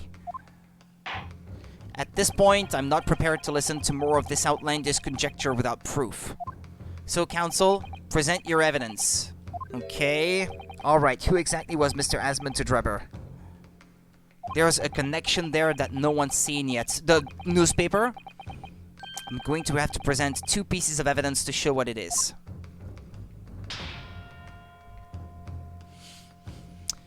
Yes, my lord. The evidence that establishes a motive and explains why the witness wanted the victim dead is right here. Or if it was not to pretend that he was dead...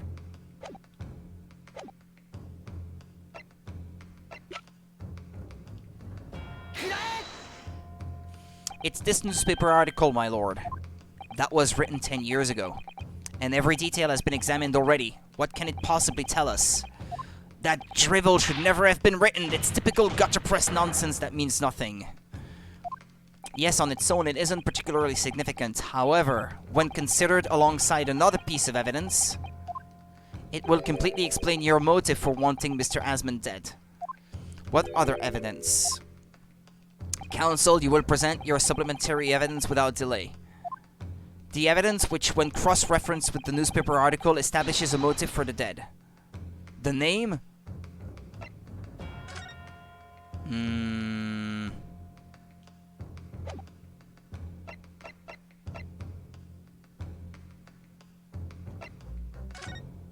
Odi Asmund.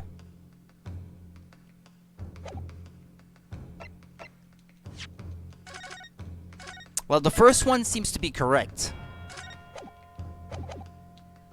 I think it's fair to say that after your presentation of evidence, counsel, that sounds we only have half the story. That's right, my lord, which is why I just presented another piece of evidence to complete it. Yeah, that's a generic answer to something that's not correct.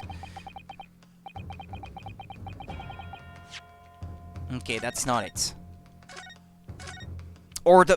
Can I present the profile of the victim? No? No, I can't. Ah. Well, that's too bad.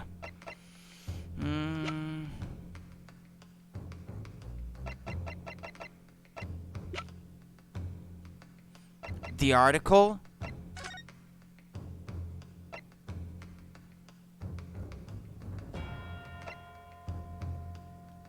Or this?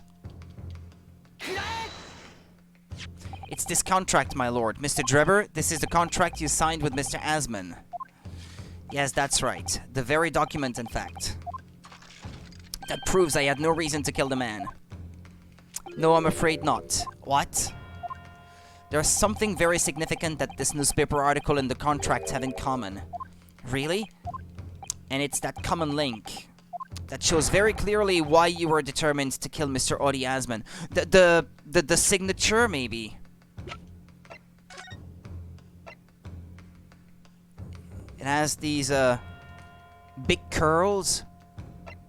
Ah, yeah, okay, yeah, it's the same signature. I think this is what he's getting at. But I mean, you can clearly see that it's the same name, so I didn't think that you would have to establish the link by the handwriting of the guy.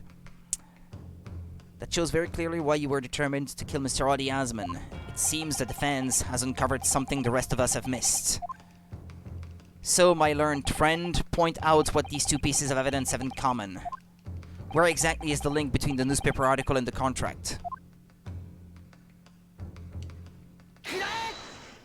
What these 2 pieces of evidence have in common is a signature.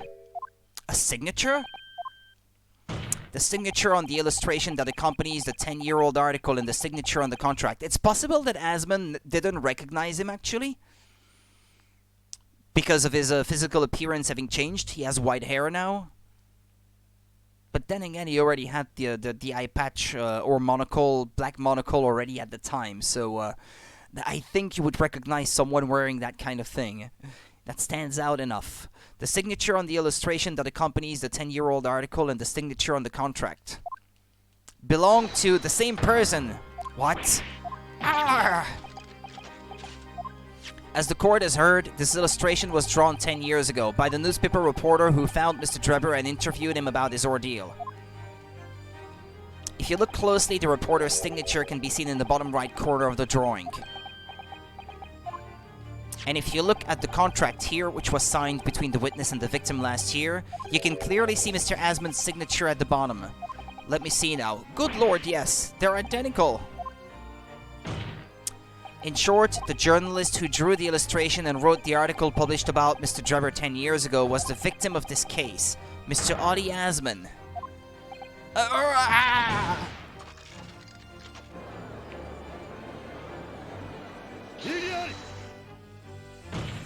But explain to the court why. Why would that constitute a motive for the witness to murder Asmund? Revenge? Well, if you think back, you'll remember that Mr. Drebber talked about that article in his testimony. Grave robbing, you say? Yes, exhuming fresh corpses to sell is reasonably lucrative.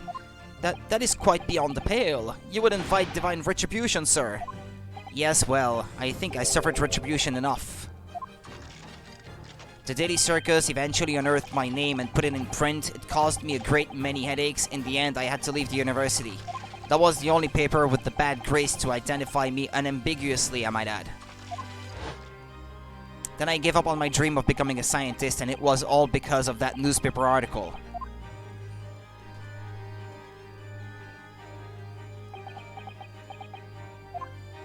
At the time, you were a student of the University of London who dreamt of becoming a scientist. However, this single newspaper article changed your entire life.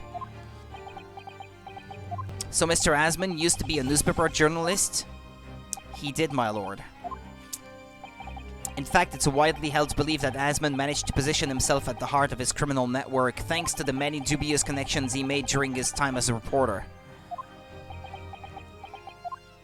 So you had to give up on your dream and leave university. You lost everything. Eventually you found yourself working in the field of science, but only in the shadows. And all because of that article. Written by Mr. Asmund. Enough!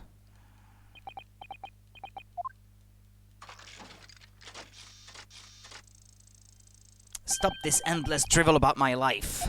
What? Explain yourself, Mr. Drebber. Yes, it's true. I had to leave the university as a result of that article. But it was just a straw that broke the camel's back. What do you mean? Almost every student of science in the faculty was too poor to actually conduct any research, but they struggled on with their hypotheses anyway. We all did, only to have them taken by vultures. Sooner or later, you knew your ideas would be stolen and patented by some wretch or other, after all. Good gracious! Making a name for yourself as a scientist in a climate like that was a miracle only a select few geniuses could ever hope to achieve. Personally, I wasn't one of those geniuses, so it was hardly a wrench. Being forced out of the university because of Lowgate was the best thing that could have happened to me. Mr. Drebber, do you genuinely believe that? Of course I do. Who's better placed to know whether or not I possess a talent for science than me? I'm sorry to say that your words don't ring true at all. How dare you? And I have evidence to prove it. How are you in a position to say anything about me? I don't know you from Adam. Fine, if you think you have evidence, go ahead. Show it. What could you possibly have to disprove the idea that I was happy to leave the university because I lacked talent?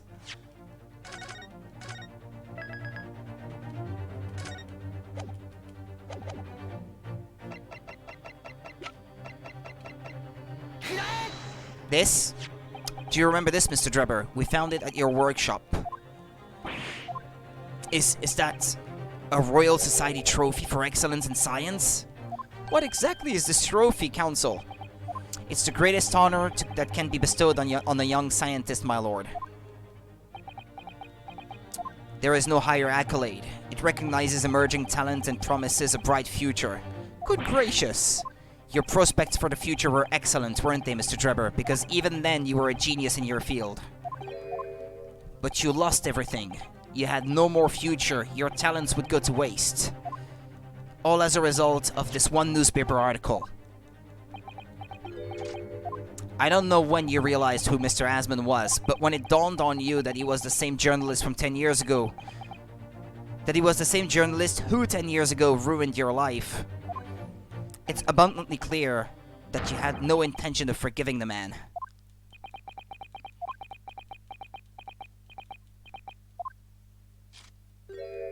The truth is, finally, he's going to fold. I hope.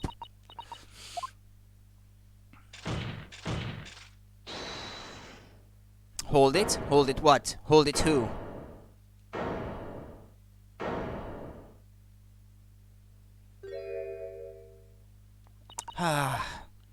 Fine. Clearly this has run its course now. What?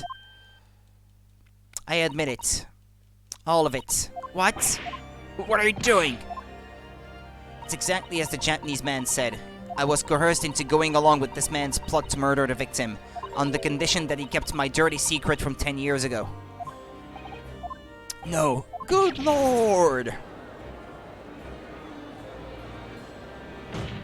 Dr. Scythe, do you realize what you're saying, woman? It's all true. That day, when I arrived at the Crystal Tower and saw the birdcage, my heart nearly stopped beating. That memory from a decade ago that I'd done my best to bury deep inside myself. It was the professor again, staring me in the face, and then, before I had a chance to react, I noticed something else. There was a note tucked inside the model's jacket. Oh? Dr. Scythe, you will go along with my plan. Ah, the note from Drebber, okay. From someone who knows the truth about what really happened that night 10 years ago.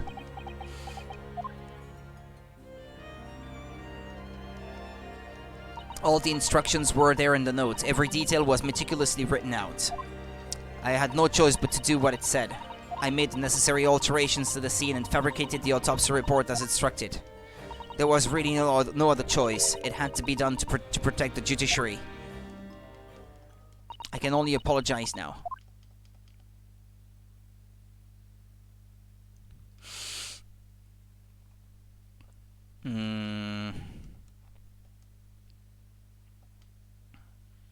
Why on earth would you buckle now? Well, there's no point trying to hide it anymore, is there? I would have done anything to stop it coming out, even collaborate in a murder. But the great lie about that execution 10 years ago has been exposed. Whatever happens, I'm finished. So then, Mr. Drebber, what do you say to that? Your accomplice has admitted everything. Surely it goes without saying. You admit your part in it too, then? No. I admit nothing. I knew it. I admit nothing at all. What? Have you forgotten that the kinesis machine was ripped to shreds by an explosion? Short of me admitting to a crime, there's really no possible way for you to prove I did anything wrong. No!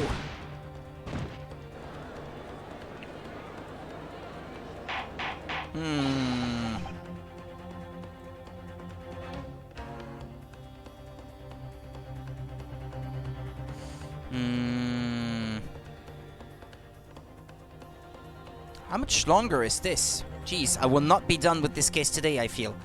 Hordar! Hordar! Whatever this man says, I admit everything. He threatened to expose my secret, so I went along with his plan. And Lord Van Zeeks, yes? I hope you'll accept my apologies. What happens next is in your hands, of course. I have heard more than enough now. I hereby present the final findings of this court. This trial is not the proper forum in which to pursue the alleged wrongdoings of Mr. Drebber. The defendant is Professor Halbert Harebrain. Very true. It had slipped my mind. Isn't he one of your closest friends? As the court has heard, Dr. Scythe has admitted to the allegations brought by the defense, thereby absolving the defendant of any possible guilt. You mean...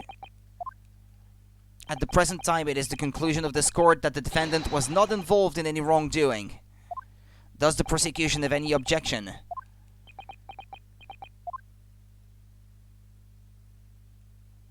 None, my lord.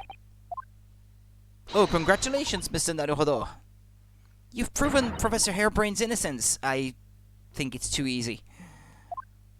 And because I already saw that there's another cross-examination coming, without further ado then, the adjudication. Unless the prosecution or defense have any other matters to discuss.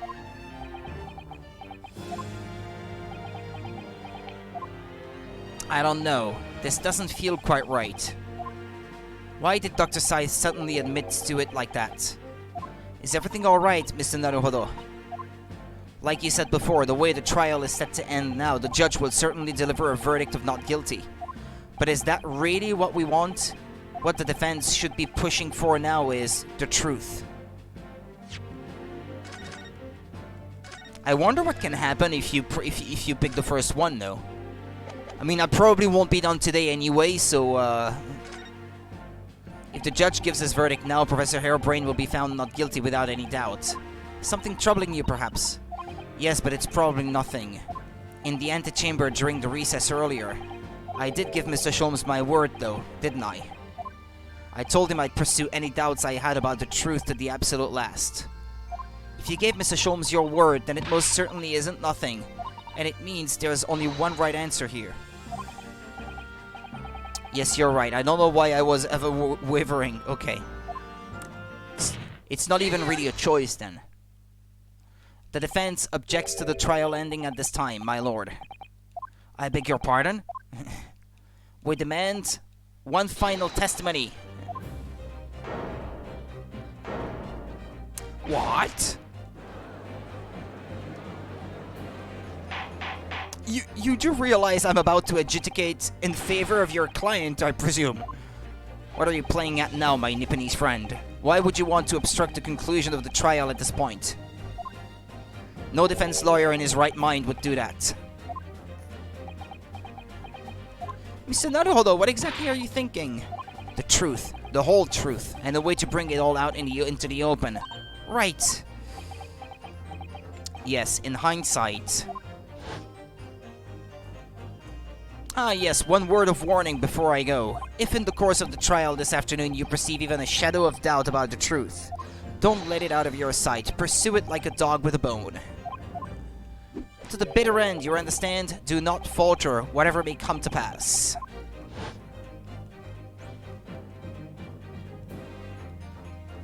I'm sure Mr. Sholmes knew. He must have deduced that this would happen. Yes, I'm here in court to advocate for my client and to secure an acquittal. Obviously. But that's not all. I believe that I have a duty to the court to pursue the whole truth of the case, until every last detail is laid bare. And that is why the defense calls for further testimony from Dr. Scythe. Testimony from me? About what? About the nature of your collaboration with Mr. Enoch Drebber. Huh, in case it's escaped your attention, I've already admitted to everything I did. The whole truth has already been revealed, so stop wasting everyone's time. As his lordship made very plain, your client will get the acquittal you wanted for him. There's simply no point protracting this business further with another tedious cross-examination.